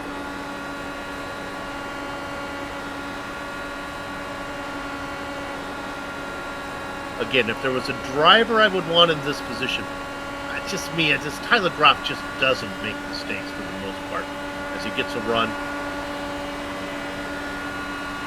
And Stouffer knows this as he goes around him. So, back on the lead lap, Tyler Graf. The old-fashioned way. So if the yellow were to come out now, this would actually be good for Graf. Steph, correct me if I'm wrong, but he would not pit, right? He would, because he just pitted. The yellow comes out, everybody comes in. He's our leader. Yeah, exactly. He would be our leader because obviously everyone will get bunched up again. But he just has to be careful because he did get overtaken again by Chris Stouffer. And if that continues to happen and he's not able to get past and run away, he is not going to be very lucky with that as Dan Guerin now tries to go to the inside of him. So Tyler Graf's starting to be a little bit of a bottleneck for our leaders. Yeah, I don't think you want to get caught up here racing him, honestly, but you got to do what you got to do to try and hang on to that lap, right? You want to try and get in front there and get away if you can. Now I think we're just about at a point where the tires have started to fall off a little bit for Tyler, and it's going to make passing a lot harder.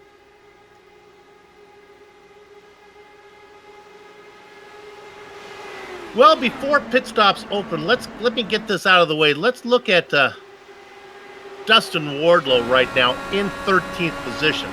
He's one of our sponsors. Now, if you're tired of the impersonal gift cards that you've been looking for a truly unique, you're looking for a truly unique gift idea, well, that leaves a lasting impression, get your trophy room ready, because DeWar's Gourmet Taffy Chews will have you looking like a champ. Now, you know what, Sean? Indianapolis Open, they had a balloon race in 1909. Do you know what else happened in 1909? I seem to remember that, like, Colombia, the country of Colombia, recognized Panama's independence. Yes, that's true, but that's not really well. Also, along with that bit of trivia, DeWars Candy opened their doors, and they have been shipping. They've been serving their candy to the local residents for many, many years, and now you can get their peanut butter-filled taffy that's been enjoyed by generations of families dating back till 1909, can be shipped to you anywhere around the world. If you want more information, I'm telling you, for our sweetest sponsor here for the Lionheart IndyCar Series, DeWarsCandy.com. I get in trouble for not reading those straight, but okay, go ahead, Steph. Yeah, and speaking about being sweet, Tony, Sean, and Andrew Kinsella, sweet as it gets with that pit stop, in and out, splash and dash pretty much as fast as that fuel went in. And so with that, we are starting to get into the pit cycle, and I'm honestly a little bit surprised. We're in lap 21, and Joe Branch still out racing there.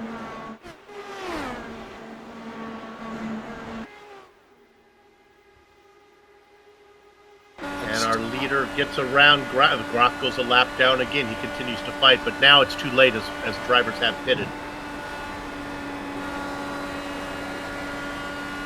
So the leaders of all the cars who have pitted, Tony Schowen and Andrew Kinsella.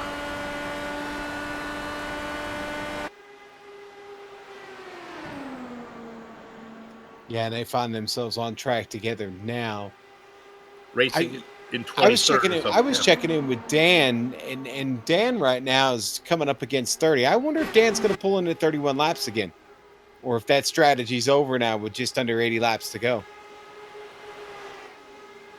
Oh, there's Jason Galvin. So is Jason pulling the undercut here? Schowen gets around Kinsella, working on the backstretch now. Steph, coming your way. Greenlee comes in with him. Yeah, Greenlee is coming in with him, as Sean said there. Jason Galvin enter his pit stall a little bit slow into it, and also quite far to the right. So not the perfect pit stop for him. Gonna be a little bit slow for him as he drives away. Let's see, where is Greenlee? He's still driving down the pit lane, or already driving down the pit lane, rather. So Greenlee, I think that was quite a faster stop for him over Galvin. And Kinsella and Schowen go around Galvin, putting miles between him and the Bakersfield driver. So Kinsella still is the driver leading all the cars who have pitted as I say that. Schowen goes around him. And we were speaking about him. Joe Branch into pit lane now. Perfectly on his marks. 4 tires and some virtual fuel for his machine. Off he goes again. And that was once again a very good stop. Leaders are in. Stouffer, Guerin all coming in. The only two off the lead pack, Christopher and Dan Guerin. So that is going to be interesting with how that is going to work out with Adam Blocker and Michael Goodman. Kinsella and Schowen get around Branch easily. They raced 19th, 20th, and 21st. So now another pass is Schowen. Guerin misses pit stall again. Guerin misses his pit stall. Second time for him. That is not a very good record on 3 pit stops, missing it twice, and he's going to lose that position also to Big Joe. So now Stouffer is out on track. Is that what I heard, Sean? Yeah. Yep. Stouffer comes out ahead of the guys we've been following. Stouffer, it looks like going to be Stouffer, Big Joe Hassard. Guerin, even with the mistake, is going to cycle out a third of all the cars who've pitted. Kinsella and Schowen are coming as they start to gain on Guerin. They have momentum. Oh boy, this is going to be a huge battle here. As they come out of 4, side by side, Cialis bathtubs are Big Joe Hassard and Danny Getting putting the toothpaste back in the jar is Have a Catch Kinsella. Woo! Boy, and did he rattle Big Joe Hassard's cage there or what? Wow. That's an attention getter. They get around the other cars that have pitted. Michael Goodman comes out. He's passed by Schowen and company.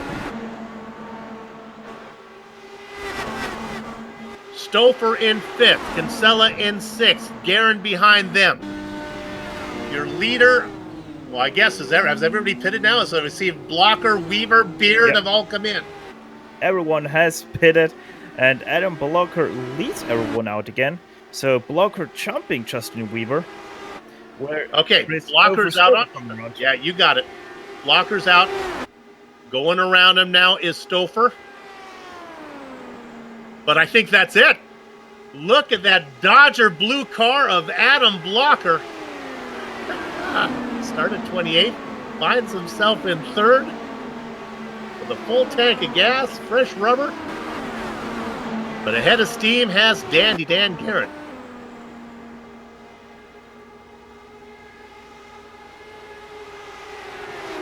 Dan's in good company back here, Sue.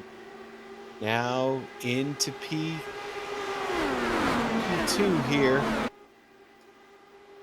Big Joe's the one I'd be concerned about if I'm these guys, because Joe driving maybe with a little bit of a chip on his shoulder after that cage rattler there from Kinsella. There he goes, taking a look at the lead. Give me 2, baby. There you go. The Big Joe Show. On that butt kicker. Onboard camera coming around at the bricks and give the lead, babe. He's got it.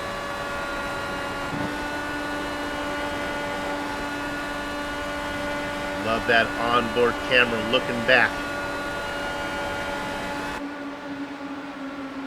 This is not a good track for Butt Kicker to be a sponsor, because this Indianapolis Motor Speedway is so smooth. You really don't get your money's worth. If you had a Butt Kicker, you really want to. If you're going to buy a Butt Kicker, first thing you do, hook it up, and then go to Detroit. Wow, Joe felt got a lot of push there, Soup. Lot of push.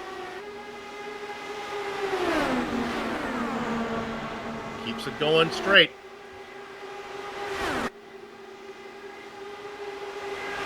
Passer, Stouffer. You can see the tower to your left. Guerin, Blocker, Kinsella. Pass for the lead. Watch a change on the tower. Bink.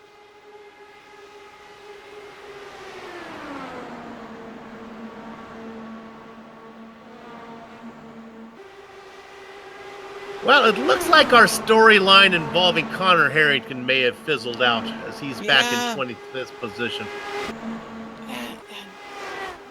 70 laps. Sure, what happened? Yeah. Yeah. Oh. Maybe a speeding on pit road there, so what we're hearing. Yeah, pretty sure he did speed there on the pit entrance. Sadly, really sadly, because he was already up to P9 and now all the way back to P25. But still, 70 laps to go. See? Haste makes waste, boys and girls.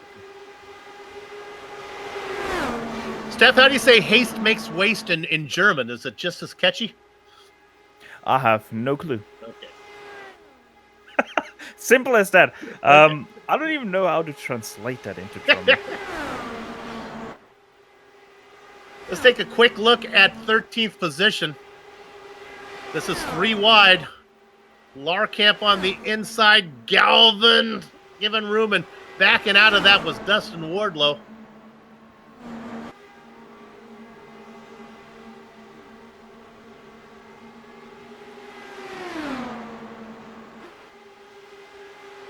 It has been a quick one. I don't mean to jinx it, but we are closing in on the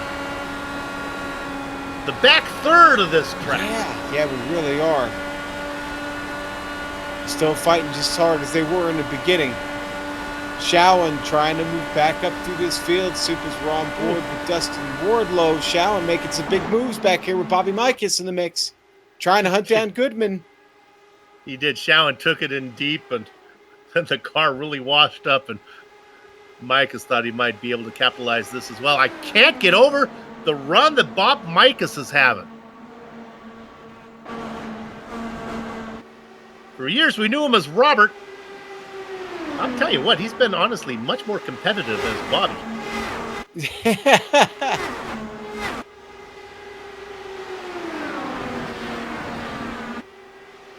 Racing in 8th position. Still within shouting distance of the lead. A lead that is held by Big Joe Hassard. Well, a lead that is held by Chris Stouffer.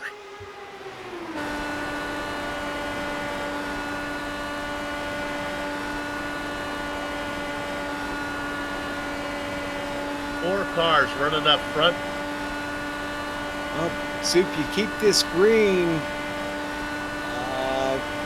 Get done one more stop here. Oh, guys, one thing I just saw, because Joe Flanagan had to park his car behind the pit wall. He got involved under the pit stops. We totally did miss that. In a wreck in pit lane. And it was actually George Ansaldo who spun his car out of his pit stall. And yeah, Joe Flanagan knew where to go, and he got the worst of that. George Ansaldo still racing, but without his rear wing somehow. Now, I don't know if Flanagan is Irish or has Irish descent, but my guess is no, because he's got to be one of the most unlucky drivers. If there is indeed anything to do with luck of the Irish. There is none there. Yeah, somebody needs to do like one of those DNA tests on him, because he doesn't have it. Came up a clover leaf short there, Soup. He did.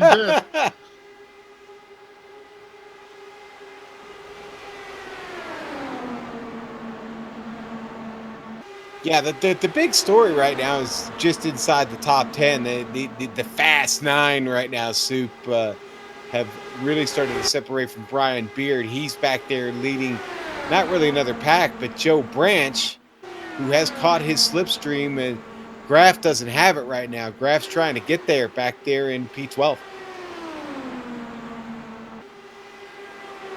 So if we go over the names up in that front group, and you start to think, who really has a chance to win? Stouffer certainly does. Hassard has been impressive. Guerin. You got to figure the defending champion Blocker can win this thing. Michael Goodman's always good.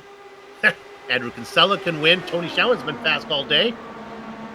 Bob Micah's be a big ass for him to get the win right there. I think he's just happy to be in this bunch.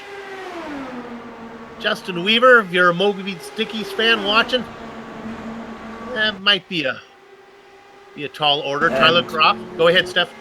Yeah, interestingly, Tyler Groff is in the pit lane. Little bit very early from his first pit. Only 20 laps, but it seems like probably he's counting backwards. Yeah, if you do what would be like 30 and 30, if you get to lap 140, or in this case, like 138, 31, 31, that gets you there.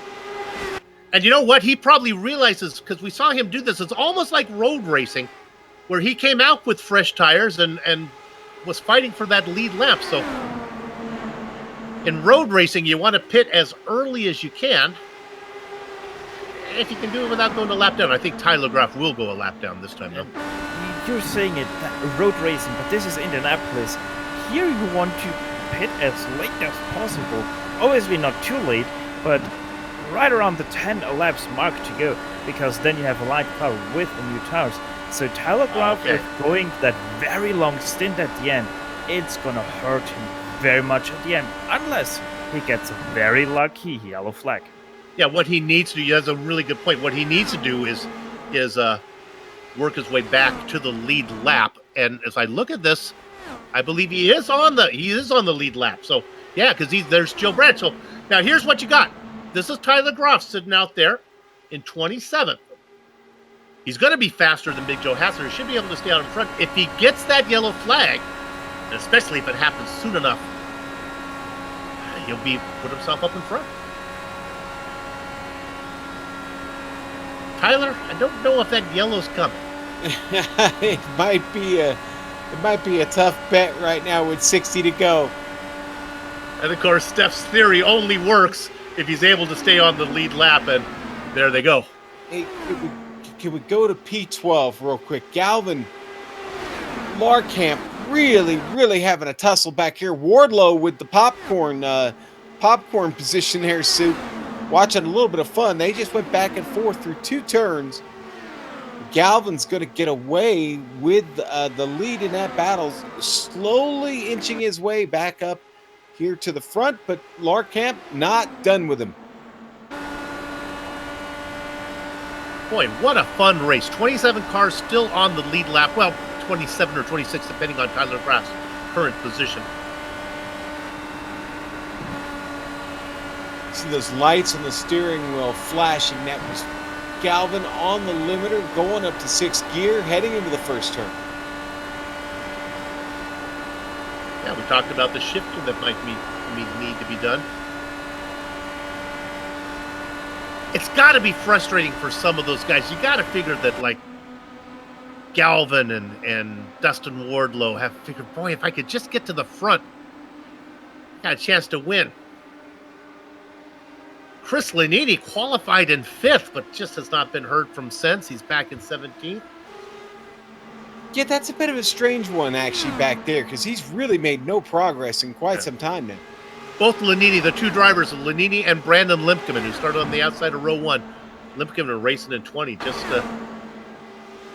guess he's a loner, doesn't like company. Does real good in qualifying when they're throwing on the track.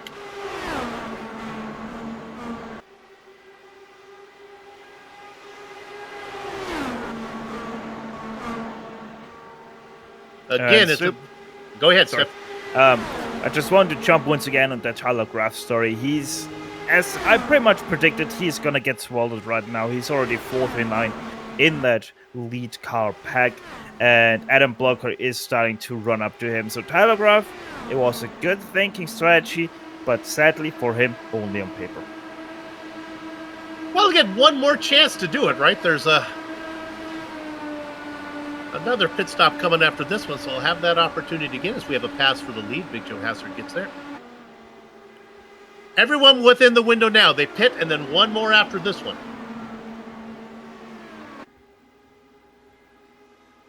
Sean, I want you to look at 10th position real quick. I'm there. Branch, did these guys, Branch and Beard, who's putting on a show, can they get to the, they're like 1.7 seconds back.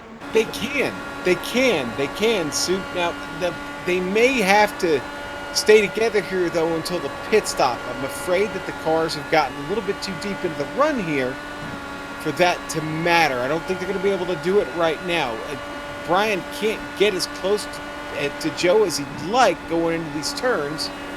And again, I think they're going to have to settle for getting to a green flag pit stop here, coming out together, and then finding some early speed, do some of that what we like to call leapfrog there, and see if they can make an assault here on Bobby Mikus and Tony Schowen up there.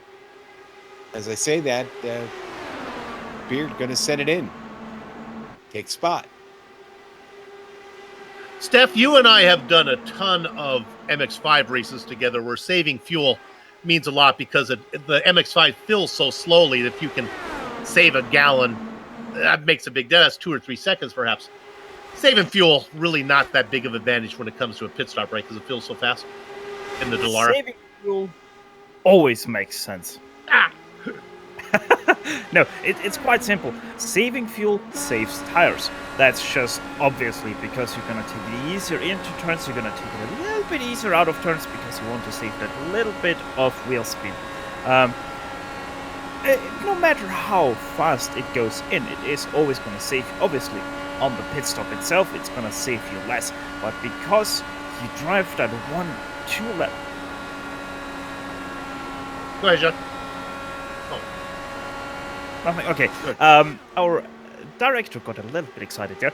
But no. If you can save that lap or 2 laps, stint by stint by stint, it is gonna add up, and that few hundreds of a second might pay dividends at the end of the race.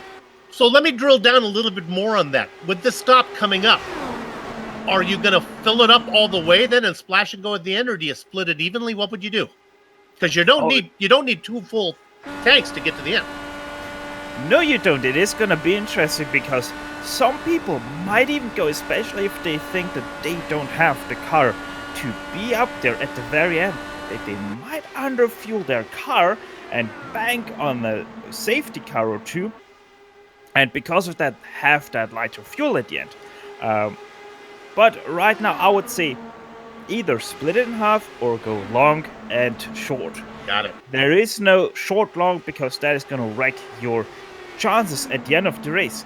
Probably the safer option is just going long short. If you want to play it really heavily, you're going to go middle, but underfuel your car in the last stint for about a lap or two to get that undercut and get that smaller fuel load at the end of the race. Well, Samuel Ryman's in 18th position. Sammy, if you're listening, shark fill this time, baby. Let's get you up front. There he is. Having a quiet run, up 11 spots from where he started.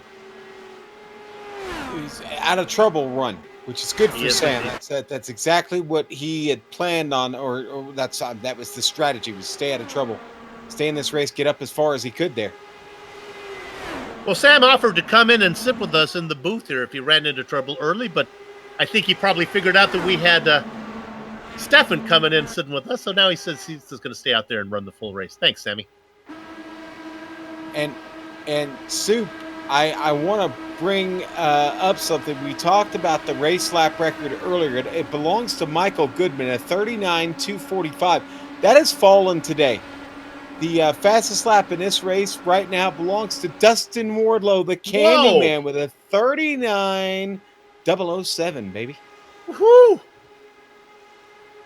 Hey, on those stats, you have those still handy. What's Michael Goodman's time actually in I saw they had it in the actual speed. Do you see that handy? 29.3. Ooh.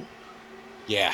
That's I don't have the calculator. I can't do the Oh, here's Andrew Kinsella. He was definitely next to Pit Soup. He's been out on those tires just a little bit longer. Big Joe, Tony Shaw, and all coming in with him. Exactly, looking for dance partners. Go, Steph. Yeah, we've got some dance partners here. Kinsella, Big Joe, and Tony Schoen in the pit lane. If everyone doesn't miss their pit stops, like Tony Schoen does, they will come out together again. Tony Schoen will have that little bit of a longer stop, which will cost him because he was the last car in that pack. And there you go. That is already quite a gap between him and the two cars ahead of him. Hassard coming out first of those group. Remember Kinsella? He was one of the early pitters on the last stint. So he's going to go, let's say you can go 31. He's going to come in. You'll need about 17 more laps of fuel. That's about a half a tank. Joe Branch in the pit lane. He is underfueling his car, or rather short stopping here because probably going off the tires rather than the fuel perfect onto his marks here in that number 28 pit stall. 4 tires and some virtual fuel. Off he goes again, spins his tires, get that sticker off that tire and off the pit limiter. Big Joe Hassard coming across the line right now. He goes around Joe Branch. So Hassard continues to be the leader of all the cars who have pitted. And Kinsella gets Branch as well. Your leader, Dan Guerin, Christopher, or Christopher Dan Guerin, depending on when you look at it. Right now it's Stouffer. Blocker just behind them, Soup. And look at this, though. Look who's right. This is Showen in the mix. He's looking to get his lead lap back. Go. Pit lane, and he completely sped the pit limiter there. I would be surprised if he doesn't get dinked for that. Oh, yeah. Let's have a look as he pulls into his pit hot. lane. He was way hot, Steph. Yeah, he was super hot there. Yeah, and he's standing. That's a 15-second penalty for him. Christopher with that out of the lead battle for good. Wow. I had him at about 72 when he hit the line. You know 60. What? That was a 30-second stop and go penalty right there. Guerin is in. Now this is interesting. He was a car length ahead of Tony Showen. Trouble with his pit stall all day.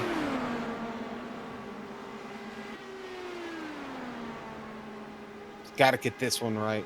Got to get it right, Dan. Nope. Once again, overshoots it. Half a car length overshot by Dan Guerin. And that is going to cost him yet again a few tenths. And Blocker is in the lead, Soup. He is Look big there. Big Joe Hassard coming across the line, the leader of all the cars who pitted. Kinsella gets underneath him, gets that done as they go around Dan Guerin. Dan Guerin crushed with that pit stop. Kinsella in 9th right now. He gets passed by Big Joe Hassard. Yes, Adam Blocker is your leader, but we at GSRC know where the action is, and it's right now. It's Big Joe Hassard and Kinsella as they race for 9th. And they are on the lead lap. If the caution were to come out now, they would stay there. 15 cars on the lead lap. The Candyman, Michael Goodman, Bob Mikas, heading towards Steph. Yeah, very important stops for everyone right now. Do not screw up that pit entrance. It's Indeed. so very important, like we saw with Dan Guerin, like we saw with Stouffer missing that pit stall and pit limiter. Michael Goodman does not. A little bit to the right. That is also going to cost a few tenths for him as his pit crew has to adjust, but they're already finished with the pit stop and off the pit limiter he goes. They come out onto the warm-up lane, but going by on the top side. There goes Kinsella. There goes Big Joe Hassard. Joe Branch in there as well. There is another car in that mix. It's Brian Carey. He's a lap down. Big Joe Show going for the lead into turn 3, and he's got it. Truth be told, that is a pass for 3rd, but yes, Third, it is the yeah. lead. Yep, no, I'm with you. As we are still waiting for Adam Blocker and the Moby Dickies machine to make their stop. We're going to go one more. They are indeed. This is not only costing them as far as, I guess they can go longer, but their pace is so bad compared to the guys who have stopped. I'm not quite sure. I guess they'll be faster later because they'll have newer rubber, but my gosh. Adam Blocker, he's doing the perfect strategy right now. He is probably banking on that yellow. Go long and then take that short last stint.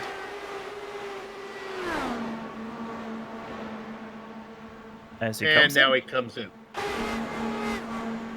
Weaver behind him. Now, I don't think he has any chance to get out in front of the guys up in front of Hassard, Kinsella. Maybe, though, getting in front of Guerin, it'll be fun to see. Well, Kinsella just got back around Big Joe, actually coming out of turn 2 down the backstretch. Big Joe going to the inside into 3, Soup. They are putting in lap times. These guys are just swapping, trying to get laps. And Dan Guerin actually did put up the new fastest lap of the race, just last lap. Again, another pass for a spot. This time Kinsella gets underneath Big Joe Hassard. Now coming out on the track is Blocker and Weaver. They're out there. Well, I forget that. It's such a long pit entry here, but they are out in front. But here comes Kinsella. Look at this. Hang on. The Moby Dickies machine in second with the momentum on Blocker looking for the lead. Not only is the Moby Dickey machine going to have the momentum off of 4, but there's no room for Kinsella to put the car. Or is there? Apparently There it there is. is. He goes down low. Blocker Wow. wants none of this. Kinsella with momentum gets it. Weaver, who was in second, had visions of the lead. Thought he would have it as he went around Blocker, only to find that Kinsella had snaked him, but he's not done. Oh, my. Flying by the seat of our pants here on the Global Sim Racing Channel, Soup. Everybody at Moby's Dickies, remember to tip your waitress as Justin Weaver fights for the lead off of 4. The defending race winner last time out. Adam Blocker sits in third. His teammate, Andrew Kinsella, is the leader. Joe Branch, Big Joe Hassard, in the mix. 5 cars up front. The 6th one in line, Brian Carey, does not count. He's the first car 1 lap down. They'll be heading to Stefan one more time before this race is over, unless we have a plethora of yellow flags.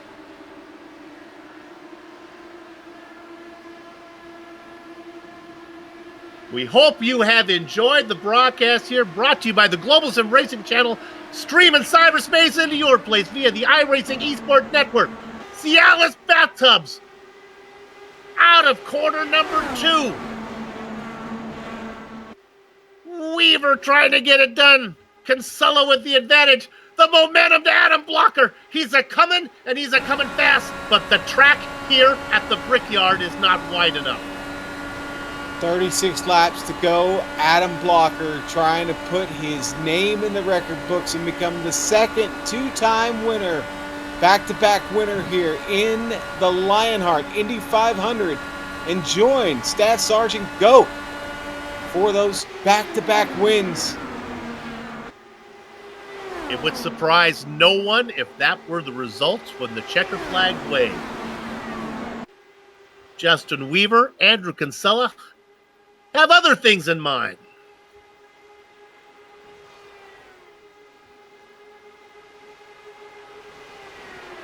Stefan, I look at the names up here, and from what I've seen so far, when I think of Weaver, Kinsella, now maybe not Weaver, we haven't heard much from him, but Kinsella's been fast. Blocker, we've watched him drive through the field. Look at this. Hassard, Branch, all these guys could win. Bobby Mikes, 24th to 8th. He is at the very back of this train. I don't even know if you can call that the very back. That's like, it goes down all the way back to Garen. It does, yeah. Actually, Shawan, it drop all the way to Shawan back there. That's true, yeah. Shawan already has a little bit of a gap, but I'm pretty sure he will catch up to them. And, you know, this is the point where Dan Garen, will he try to get up to them and try to force an issue? Or will he stay back and save a little bit of fuel? Yes, you had that penalty. Yes, it dropped you away from the pack. But because everyone found each other again, you still have the chance of that win. So, major close there for all of these cars behind. Well, Sean, when you think about it, you look at in 4th, it's Hassard. We've seen him race. Joe Branch has been up front. Goodman, of course, has been fast. Guerin has been up front the whole time, and Shawan is back in. The front 3 are basically guys we haven't seen much from. Justin Weaver, Andrew Kinsella has been working his way through the field the entire race, as has Adam Blocker. So yeah, true. It's really mixed itself up. We're going to have a pass for the lead right now. Yeah, and I think this was the plan for Blocker. I'm going to be really honest with you, Soup. What does a winner? What does an Indy 500 winner learn? A lot, and maybe again, that was all part of the strategy starting at the back of this field. Oh my goodness. You didn't. Michael Goodman really got the car loose and was sacrificing positions to keep the car out of the wall. He falls back near Dan Garen. Stefan talked about Bob Mikas. He's now up into 6th. He's got 2 cars side by side in front of him. Joe Hassard gets the momentum on the top side around Joe Branch.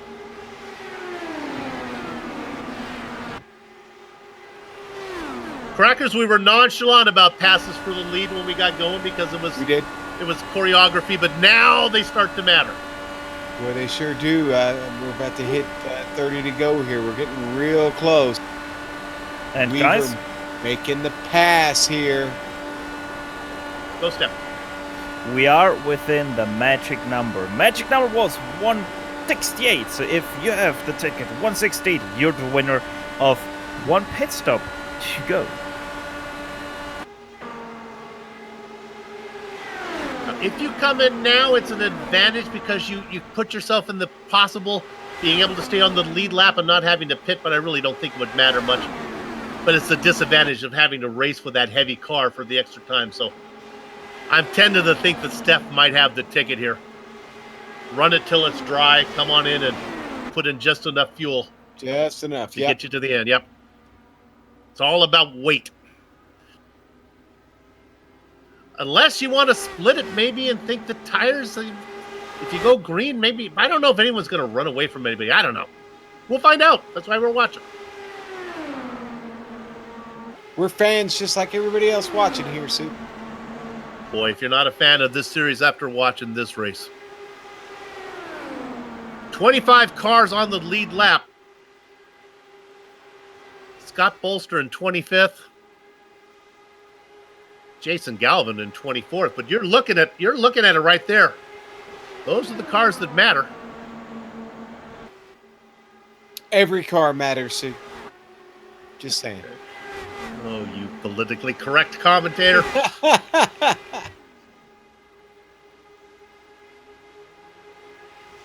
It is an 11-car train up front. If you're watching and counting and trying to figure out what's going on, one of those drivers is Brian Carey. Again, he's the leader of all the cars one lap down. He's at the back of that train. Wow. And Dan Guerin, boy, with a big save coming off the turn behind Bobby Mikas. That car washed up. He pulled it down, yanked it down the track, and now battling him for that spot. Yeah, it's not going to work. We'll take a look at this one again watch this on the front straight. Go ahead, Sean. You saw it. Yeah. Dan getting in the wash here, and car gets right up to the wall, man. That was a close one. And he pulls it right down under Bobby and comes up alongside, fighting him for that spot. But Bobby's got it back right now. We come back live. Garrett's got to be figuring, gosh darn it, 127 laps. This is not where 173 laps. This is not where I want to crash. Bobby kind of pitching him. Bobby was kind of pitching him right there up against the wall, Soup. Garrett has enough of Mikas now. Yeah, he needs to dispatch him here because any chance of getting any further has got to get away from Bobby Mikas. Hey, Steph, got one? Got a couple coming your way.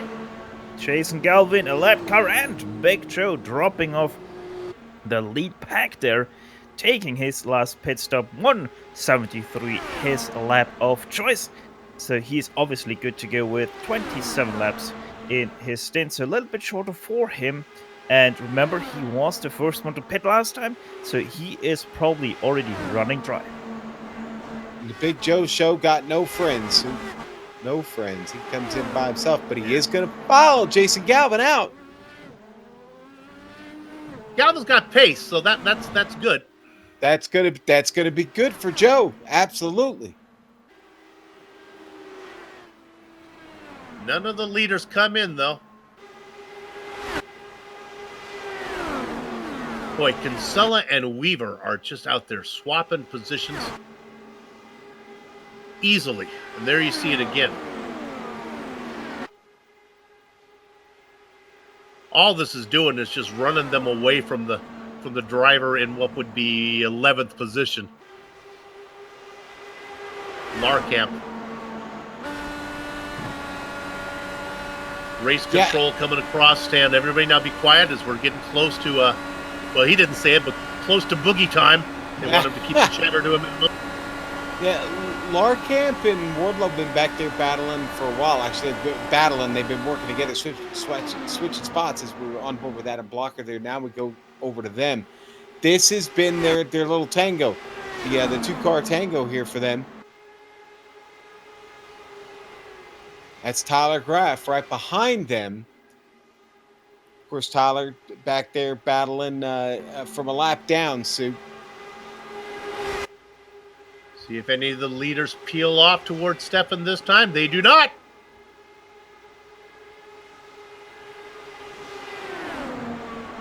And as that goes on, Kinsella moves to the lead. Oh, Mike is into the wall, out of turn one. So he extremely washed up, a little bit of a net coat or contact with the wall, and I think that hindered his top speed now. He's out on the track, still in 6th. Oh yeah, now would be a good time for him to bring it in. He definitely hit it. Leader stayed out, but not enough for him to bring it in.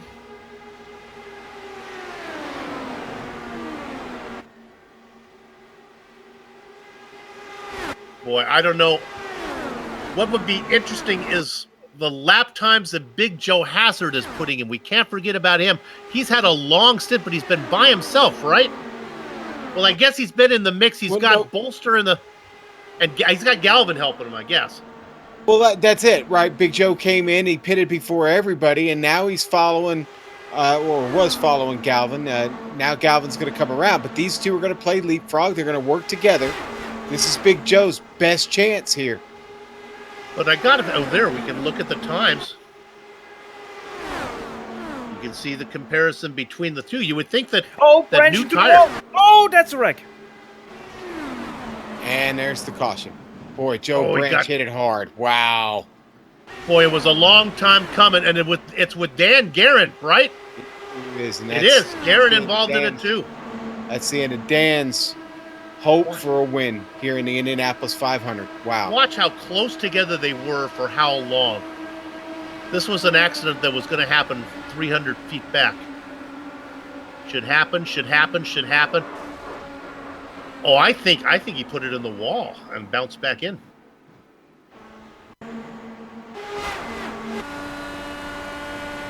Well,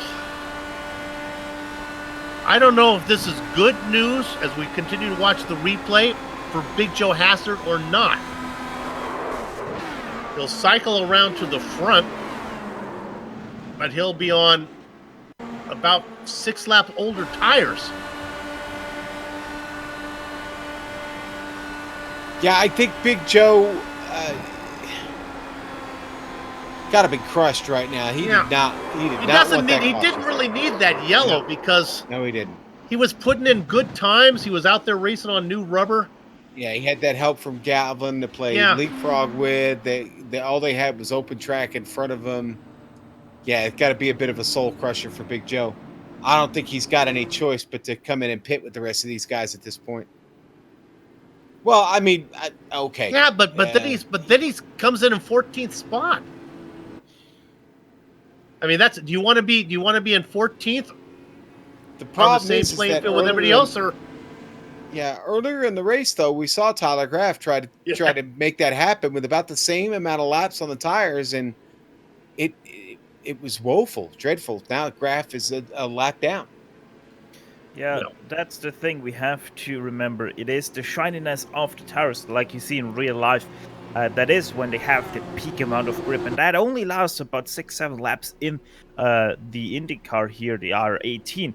So yeah, he's in that spot where you don't want to really stay out, but you kind of have to because it's so short to go in the race. As we talked, Big Joe stays out. Everyone else, obviously in front of him, hits in. And the first car out again is Andrew Kinsella. You know what? Big Joe made a stop. I think he's willing to roll the dice and give these guys a good fight.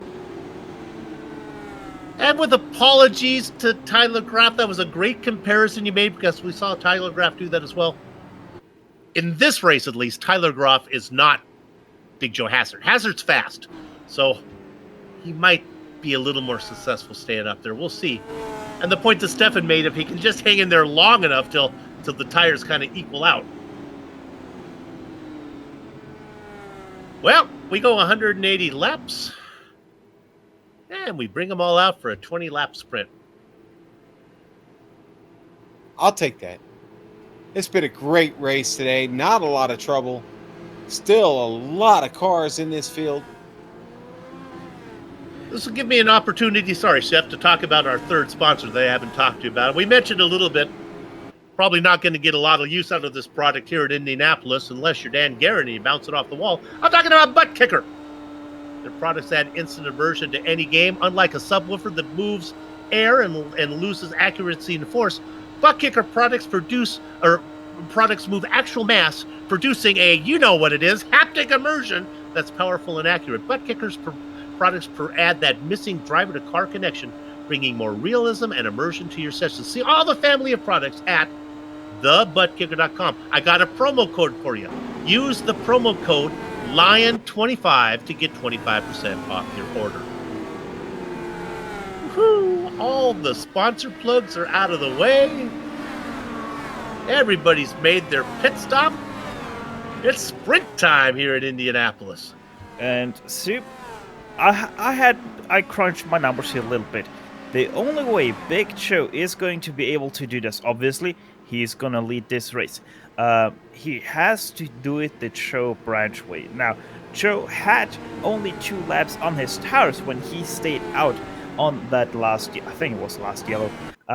But he was able to stick with the top 6, and after those 6 laps, he was actually able to once again fight with them because the tires difference in speed was so little that he was actually able to make that up again in the draft. So if Joe is able to survive those first 6-7 laps of the guys behind him and is able to stick with them, he still has that chance of being able to be there when it counts.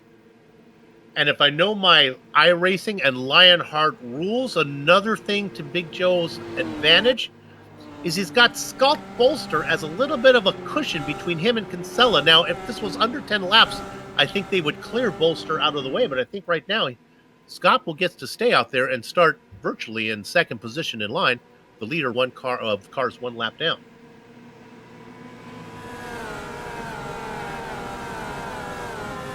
All right, the lights are off the pace car.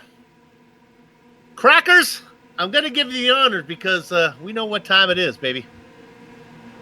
Now? Yes, now? Now. The lights are off of the pace car. Let's drop that disco ball down out of the ceiling, baby. It's time to boogie. Big Joe's got the field at the bricks. The cushion that was Scott Bolster pulls out of the way. He doesn't want any part of this. Big Joe Hassert on 7-lap older tires out in front. Andrew Kinsella, who's come up from 18th position, racing in second. The Moby Dickie's machine started in 4th, fell farther back, is back up front, and here's the pass for the lead. See you later, Big Joe. Have a catch out in front. He brings along with him Moby Dick. No room for blocker. Yes, room for blocker. Down to the inside. 3 wide across the line. Oh. The defending race champion, Adam Blocker, out in front. A battle for third is intense. Michael Goodman gets under Justin Weaver. Big Joe back there, 3 wide below him. Bobby Mikas. Goodman took a peek down in third to try to get there. Kinsella now out into the front. Weaver on the top side, back in 4th. Hassert is able to hang in there. He's in 5th, looking to go 3 wide. Big Joe to the inside. You could not fit 5 cars closer together than right now. Big Joe from the 5th spot, and he makes it stick. Can he make it stick through 2? Oh my goodness, look at the confidence that Andrew Kinsella has. But all that nonsense leaves the inside line open for Adam Blocker. 3 wide into 3. 6 cars. It looks like the beginning of the normal Indianapolis 500 as they race for a second in 2 rows of 3 out of 4. It's Blocker. And there was almost contact at the back between Justin Weaver. Blocker took that car as far down to track left as you could. There was no way anyone was going to get underneath him. A classic case of put on the reggae music. You're going to pass me, you're going to have to do it I.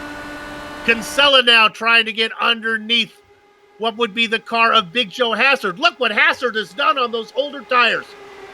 Hanging on in second.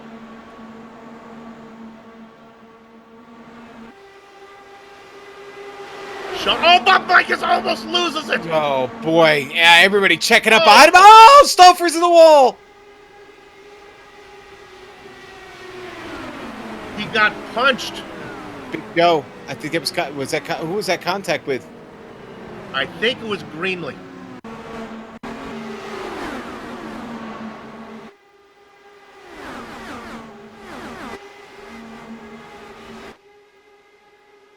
We're going to try to find this replay.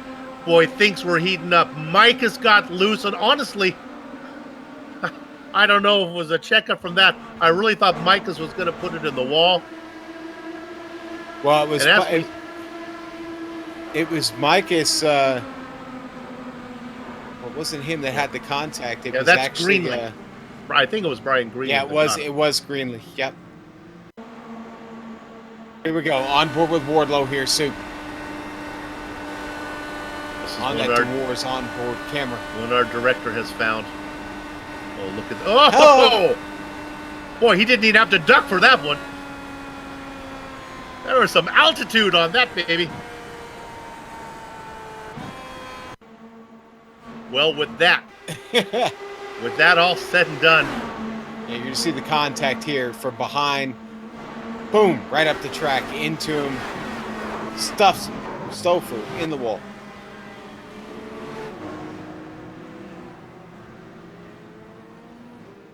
Blocker, Hassard, Goodman, Kinsella, Weaver, Shower, Bob Micah's hit 7th still. The name that is missing out of there, Dandy Dan Gary. Brian Greenlee's going to lead a parade of cars down pit lane, Soup. That's everybody behind, basically, the top 13. And you know who's benefiting from that? It's Big Joe Hazard. Yep. He nearly survived all 6 laps already, and this just is the caution he needed, because now the other guys are pretty much on the same level as he is with the grid. And this is going to be gloves off fight for that win. Yeah, if you're new to racing, the point that Stefan's making, there's a big difference between a fresh tire and one that is 7 laps old. Not as much if you just go ahead and push that down a little bit between a car that's maybe on 10-lap-old tires and 17-lap. Basically, a tire always has great initial grip. That starts to drop off quite fast. Like in qualifying, you see the cars really put it out, really punch it in, and then they lose that initial grip because it is the first few millimeters of the tire, and then they start to get into that very grippy, but not as grippy anymore, and that's when they slowly start to decrease in pace. You always feel that like you're always gonna decrease in pace. The car is gonna push that little bit more. It is gonna slide out that little bit more out of turns, and that is when the tire really starts to get close, no matter how many laps it's in. But once that initial grip is off, that difference in the speed of the tire alone is going to decrease by quite a lot.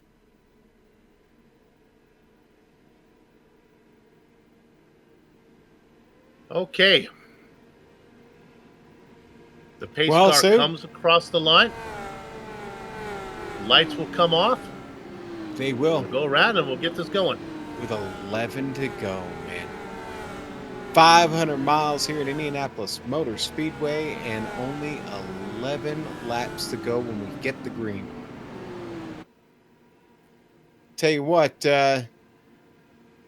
Big Joe, maybe a little good karma coming back on him, because that last caution flag was not the one he wanted to see. The one we got now is the one he wanted to see. And, we continue to talk about it, about how things have kind of evened up the playing field.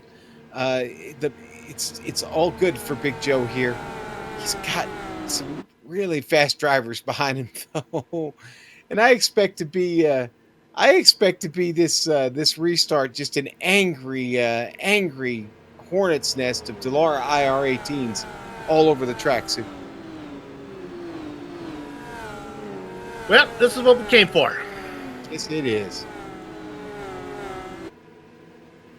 Adam Blocker started in 28th position, your defending champion.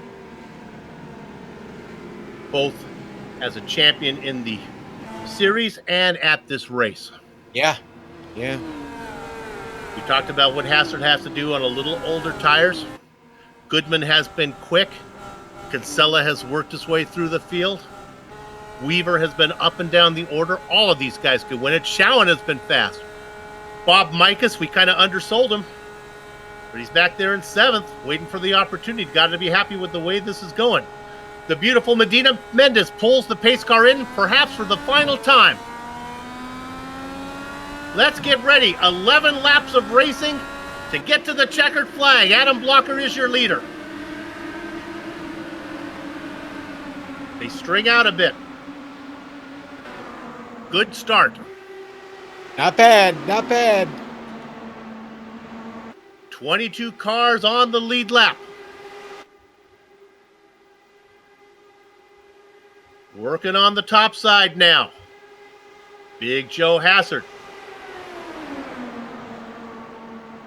Let's see how this plays out as they come out of 4. This could be a precursor to what we'll see at the end. Look at Blocker defend the inside.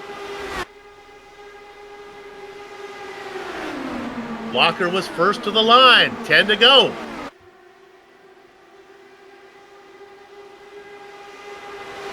We have seen Blocker do this before. He may lose the race, but he's not going to lose it by somebody getting to the inside of him. There's hole down the middle. There goes Moby Dickey squirting through. Oh, contact. Oh, He made contact he with did Kinsella. indeed. Their wheels interlocked, but he got through. Whales are slippery. Yes, they are. Look at Goodman trying to stuff it in there. Justin Weaver, did he get credit with leading that lap? He did indeed, by no 1,000ths of a second on my timing and scoring. Big Joe to the top side, almost makes contact with Kinsella. Bringing it down to the middle of the track. Joe's got the slipstream of the leaders.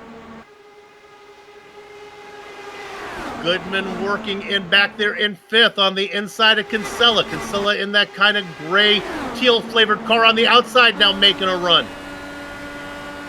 Again, Blocker takes the inside line. Weaver takes the middle line. Kinsella takes the high line. It's Steeler wheel down into corner number 1.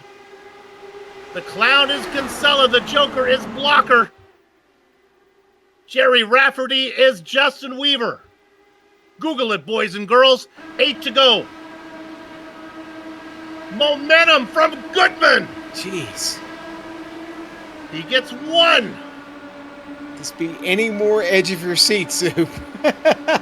Look at the trust between these guys. I said it early, Soup. They put a lot of practice in leading up to this one. This is really the crown jewel of the Lionheart Racing Series. Hacker in 10th, Limkeman in 9th, Beard in 8th. Want to play some rain gear games, but right now they're all Rudolph. No room for them. I think Pass Big for the lead. Big Joe's connection's letting him down. Blocker and Weaver almost get together. It scares Michael Goodman as he gives them a little bit of cushion. If one car length at 220 miles an hour. Oh, we got a caution. Back of the field. Bobby Mikas.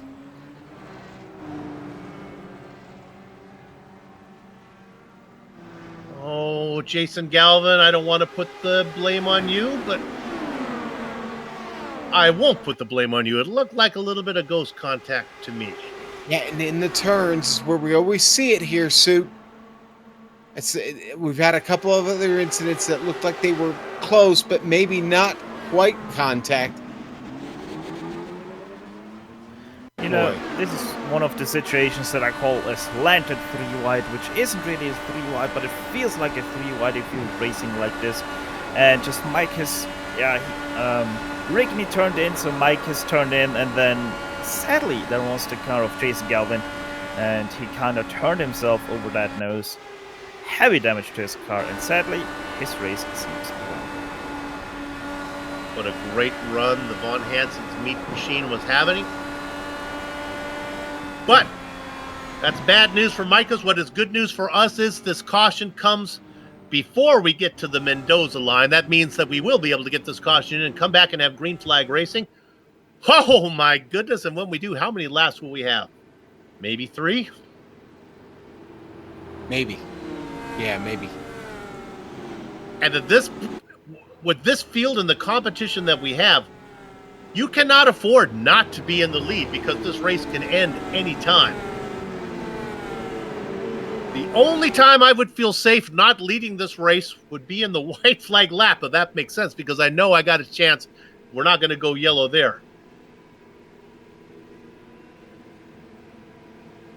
5 to go as they come across the line, and the lights continue to go left and right on the hood of that beautiful Mustang, like the eyes of a cat clock. Now, Soup, we didn't get a chance to talk about it because the caution came out, but Big Joe was up there fighting for the lead, and now he's going to find himself restarting in P7. Over those last couple laps before the caution, he had a little bit of I want to say maybe just a loss of connection briefly, but it literally shuffled him back 3 spots immediately. And honestly, he, with what's going to be maybe 3 to go, he's got a lot of work to do, man. Now, the good thing is what we have seen Joe do in this race is come from deep and then plant that car on the inside and take spots. Not just one, but usually multiple spots at a time. So maybe this works out for Big Joe in the end, but he's behind the wheel. He's got to feel like this might be would have been one of his best opportunities, might be slipping away from him here. You want an example of a driver racing under the radar, or I guess you have to fly under the radar if I really want to take that analogy to its true meaning. How about Stefan Larkamp in 6th? You can win it from there in that Cranfield Simulation sponsored car. To finish up on that Hazard story, I think that Hazard's tires are starting to slip away from him a little bit already. It's what we call in racing falling off the cliff, where the tires start to lose grip quite drastically.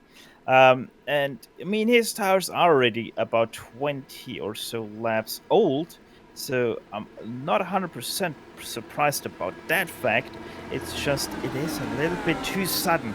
So probably he pushed his tires that little bit too much and is paying the price for that right now. The lights are off the pace car. When we come around, it'll be a 3-lap sprint. 7.5 miles of racing. Adam Blocker is your leader. Justin Weaver start right behind him when we go green.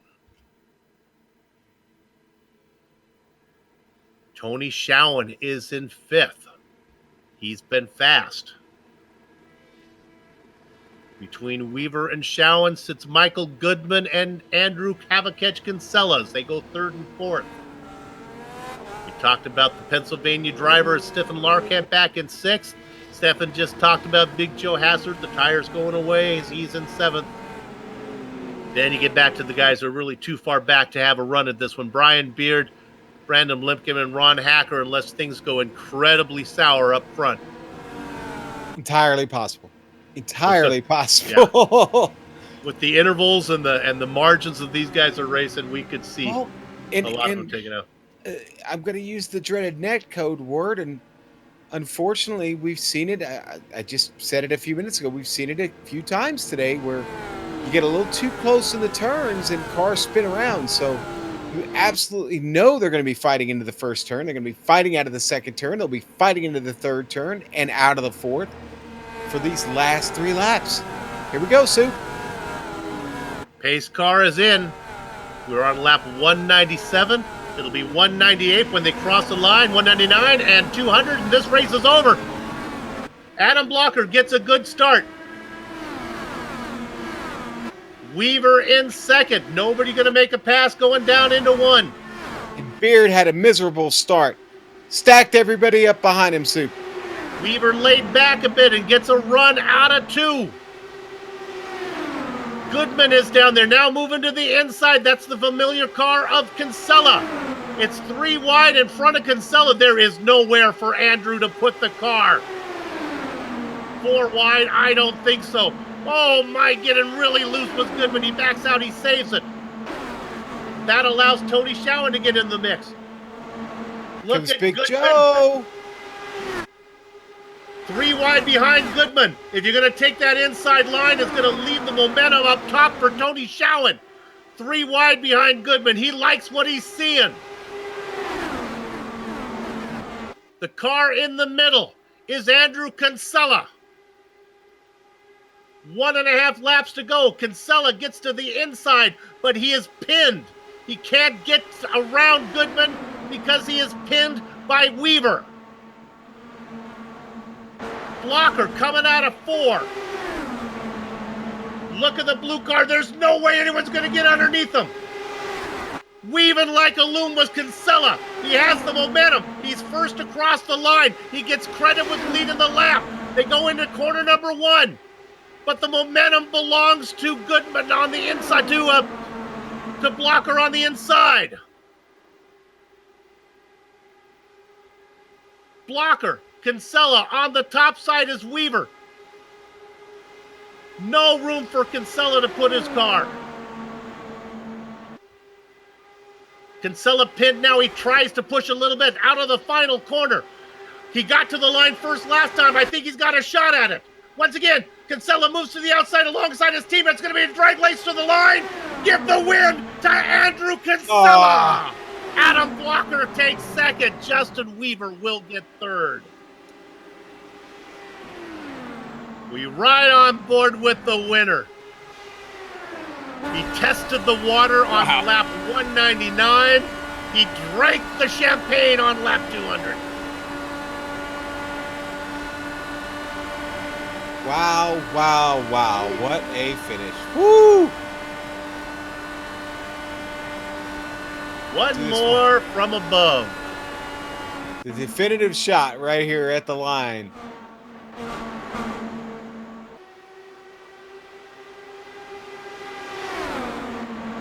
They come and he gets the slingshot, and there it is. He gathers, he scoots up in his chair using his Flintstone feet, and he gets to the line by that much. Oh, they never fail. By the yard of bricks. And that's it. Here in the Lionheart IndyCar Series, we will take a short break. We'll come back to run down the entire finishing order, talk to some of the drivers as we get to the Plasma Track Victory Lane post-race show. You're watching GSRC on IESN.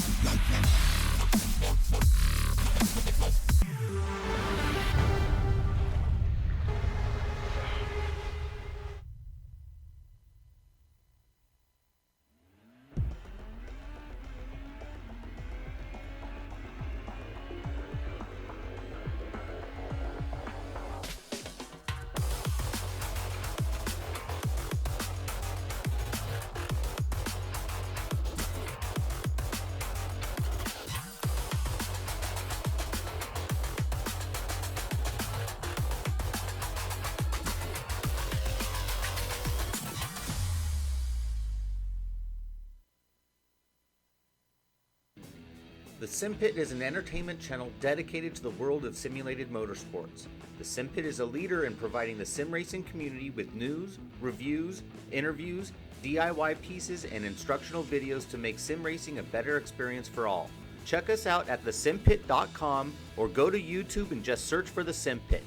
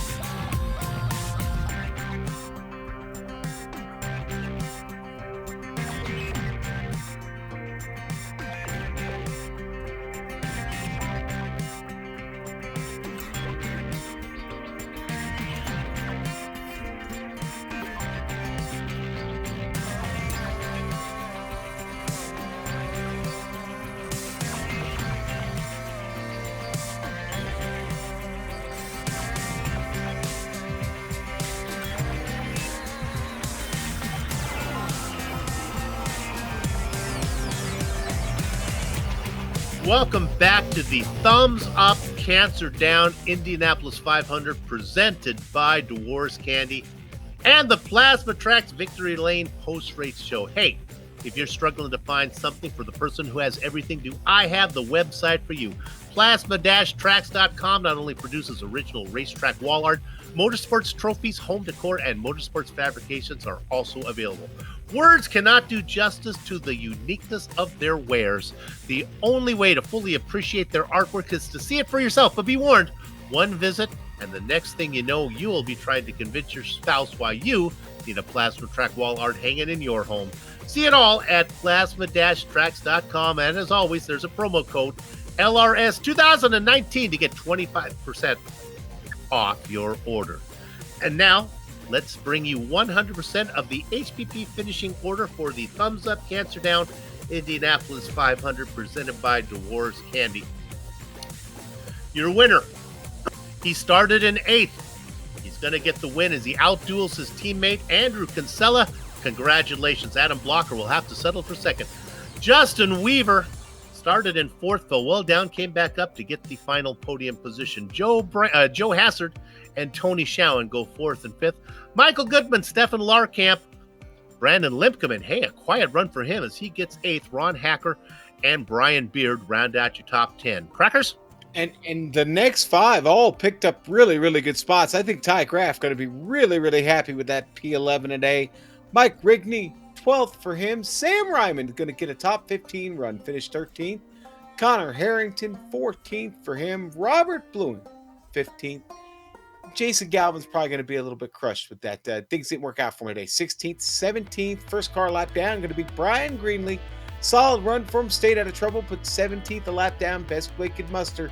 Paul Jenkins, number 35, finished 18th. George Anzaldo, 19th place run for him, and Brian Carey finds himself a lap down there, rounding out your top 20. In the blackjack position, it was Chris Lanini.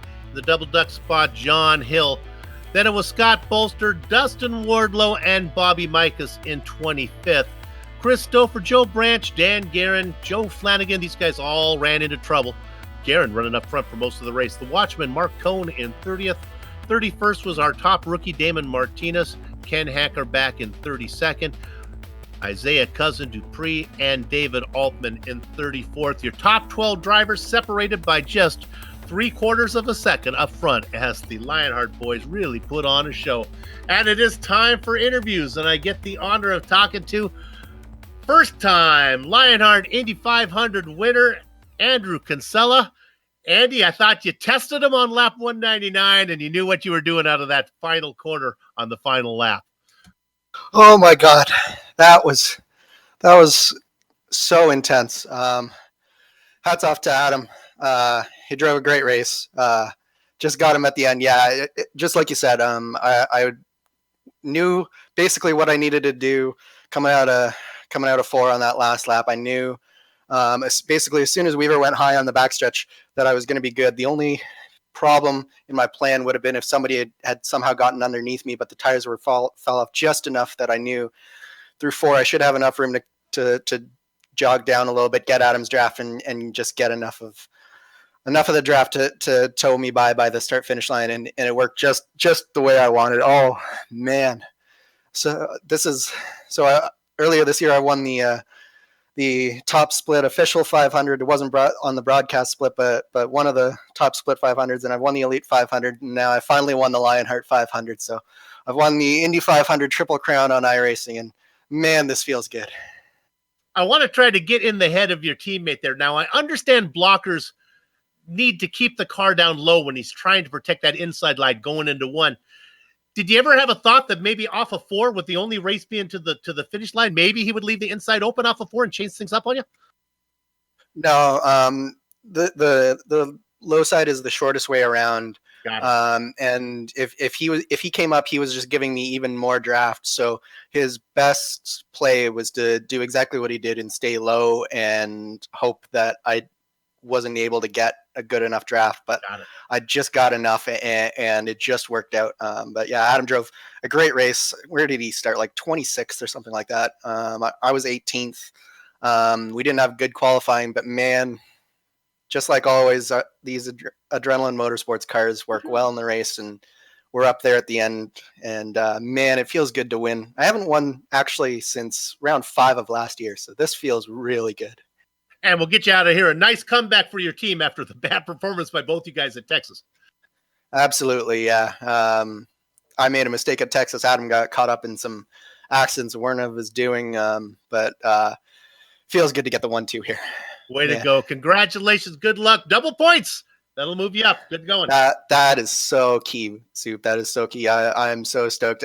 I mean, Adam, of course, gets second, so he's not relinquishing his stranglehold on the title easily, but I needed these double points, man. Thanks a lot. Congratulations. Good luck the rest of the way. Your Indy 500 winner here in Season 7, Andrew Kinsella. Sean, who you got? I've got the runner-up, and I can't believe I'm calling him the runner-up. Are you crushed? Are you excited? You happy? Tell me what you're feeling right now, Adam. Overall, pretty satisfied with the result. Just because it's a really good points day. Yeah, my teammate won, so can't really, be too mad about that. And then, yeah, I started way back in the field at the beginning of the race, 28th, so it was really a fight all race to get up there. Got up there with about, a third of the race to go, and I feel like I would have had it in the bag if it had gone green before those last couple of yellows, because I would have only had to do a splash and take like 5.5 gallons. And maybe Weaver could have beat me, but I had a pretty good shot. But yeah, then the last little stint there was kind of a little bit of a lottery, just because the track had cooled so much that it had a ton of grip, too much grip.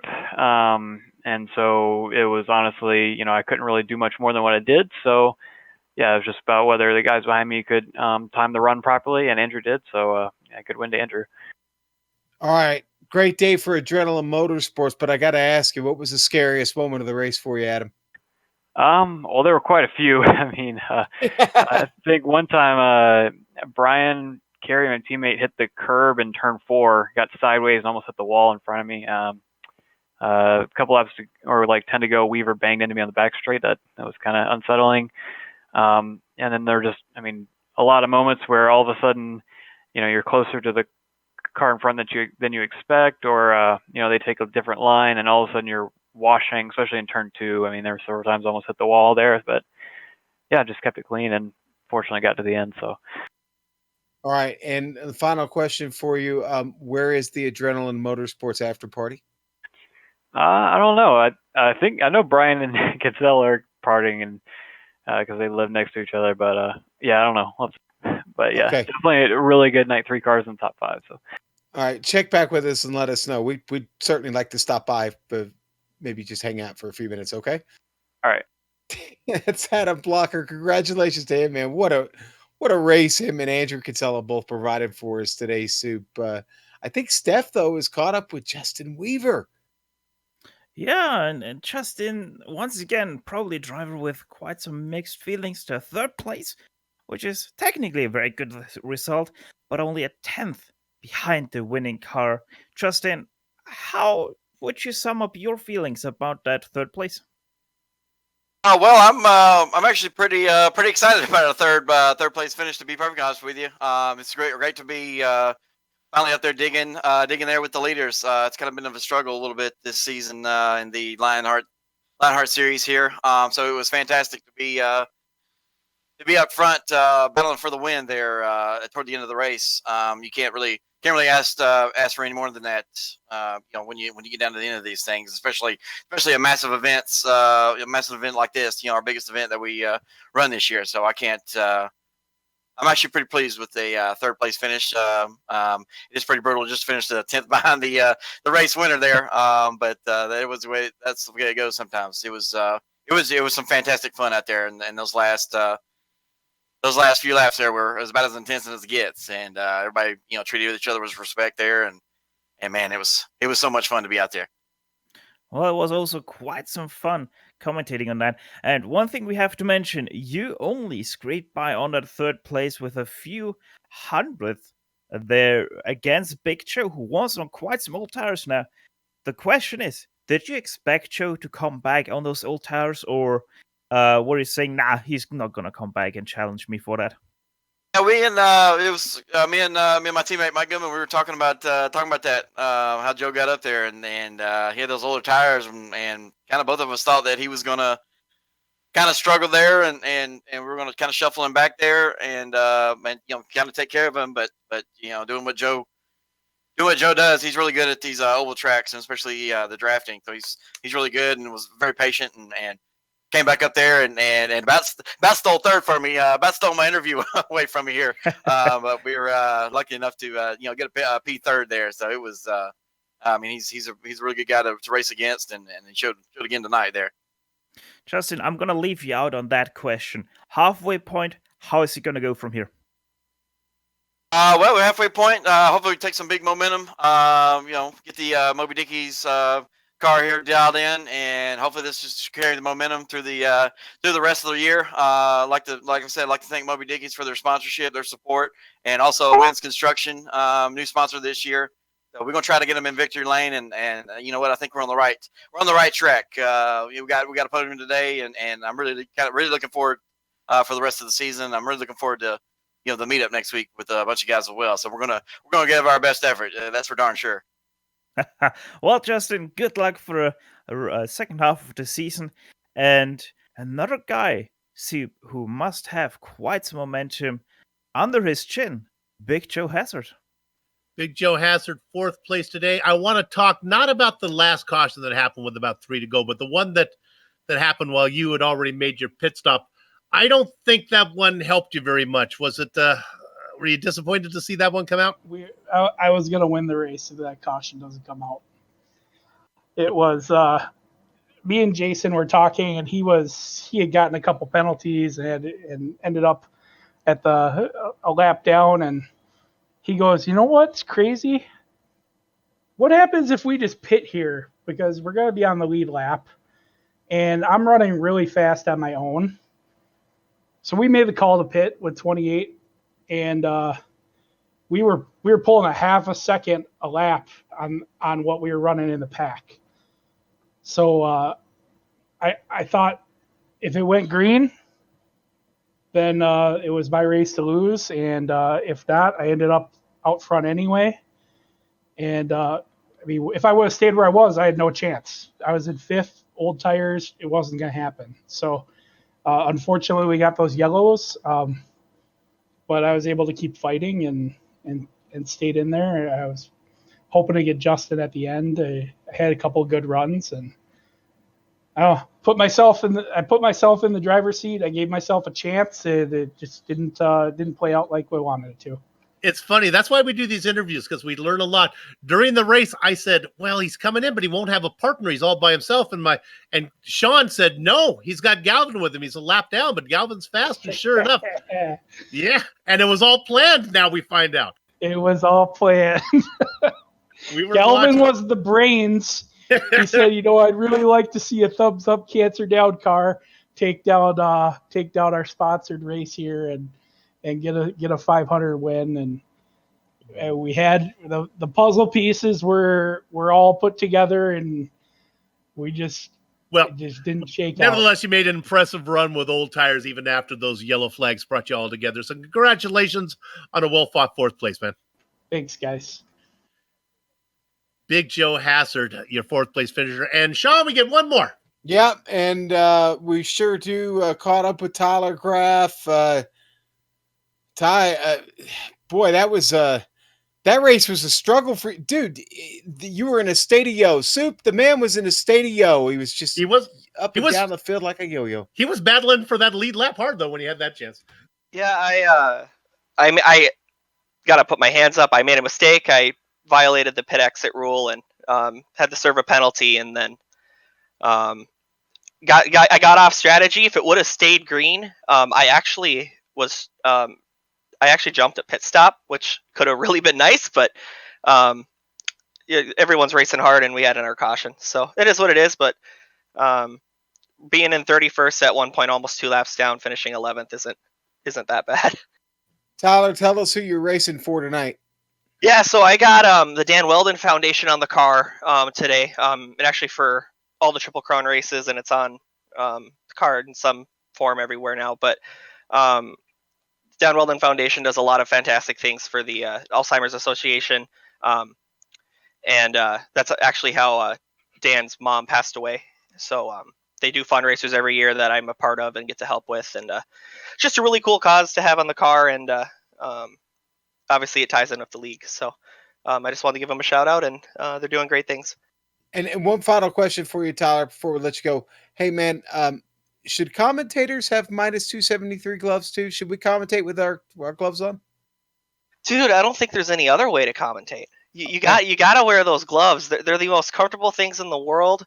I mean, you could punch yourself in the face with them, and you'd look at yourself and go, "That was worth it," because those gloves feel that great. So, weird analogy, but we'll take it and go. I'll take that analogy. I like that. It's almost like ribs so good you want to slap your mama in the mouth. It's close. It's close. All right. Hey, congratulations. Great run for you today. We'll see you down the road. Thank you. Thanks for all you guys do. You talk about those gloves, but I'll be honest with you, 500 miles, my push to talk finger is kind of worn out. First Medical Equipment. They've been the source of medical supplies and equipment in Burlington, Iowa area for years because of their superior commitment to provide the absolute best in product quality and customer service. They are our series sponsor, and we thank them for that. Crackers? Sim Experience, the team behind the AccuForce Pro V2 direct drive steering systems. By providing unparalleled realism and the most advanced tuning features on the market, the AccuForce provides a significant advantage to any sim racer. It can also make for an effective training tool for real-world drivers. For more information on the entire Sim Experience ecosystem, including their GS5 seat, Stage Series motion systems, and SimVibe software, visit their website, simexperience.com. And when you're there and you make your purchase, use the promo code SimXLION to get 5% off the SimVibe software. Butt Kicker products add instant immersion to any game. You know, Butt Kicker products add that missing driver-to-car connection, bringing more realism and immersion to your session. See all the family of the Butt Kicker products at thebuttkicker.com. Use promo code LION25 to get 25% off your order. Go! That's not LION25? No, it's okay. Lion. All right. 25. Don't confuse the viewers. All right. Now, to contact any of the sponsors you see on screen right now, go to Lionheart's website, lionheartracingseries.com. Click on the sponsors tab, the 2019 sponsors tab. Read or scroll to the bottom where you can click on those company logos. It'll take you directly to their websites. Now, the iconic original music that lets your ears alert your eyes you're watching a GSRC production comes courtesy of June Lalonde. See the screen for how to contact her. And on the screen now are just some of the companies, equipment, and software that made the broadcast possible. Race fans, sim racing fans everywhere all over the world, the Lionheart IndyCar Series returns in a week and a half, July 24th to round 13. From Barber Motorsports Park right down there in Alabama, GSRC and IESN will be there to bring you all the action. We hope you join us. Sliding across the screen now are some of the upcoming broadcasts, so check those out and mark them down on your calendar. If you want more information about us, here's what you do. GlobalSimRacingChannel.com. We're also on Twitter at GSRC Channel, Facebook at Global Sim Racing Channel, and Instagram at GSRC_Graham. Hey, and if you haven't done so yet, become a GSRC YouTube subscriber by heading over to our YouTube page and hitting that big red button. Finally, on behalf of the entire crew, and that would be Sean, Stefan, Amjad, and Dougie, we'd like to thank all of you for watching as we saw Andrew Kinsella get the win here in the Thumbs Up Cancer Down Indianapolis 500 presented by Dwar's Candy. With that said, we're off to have fun, storm of the castle. So until next time, race clean, race hard. We'll see you on the track.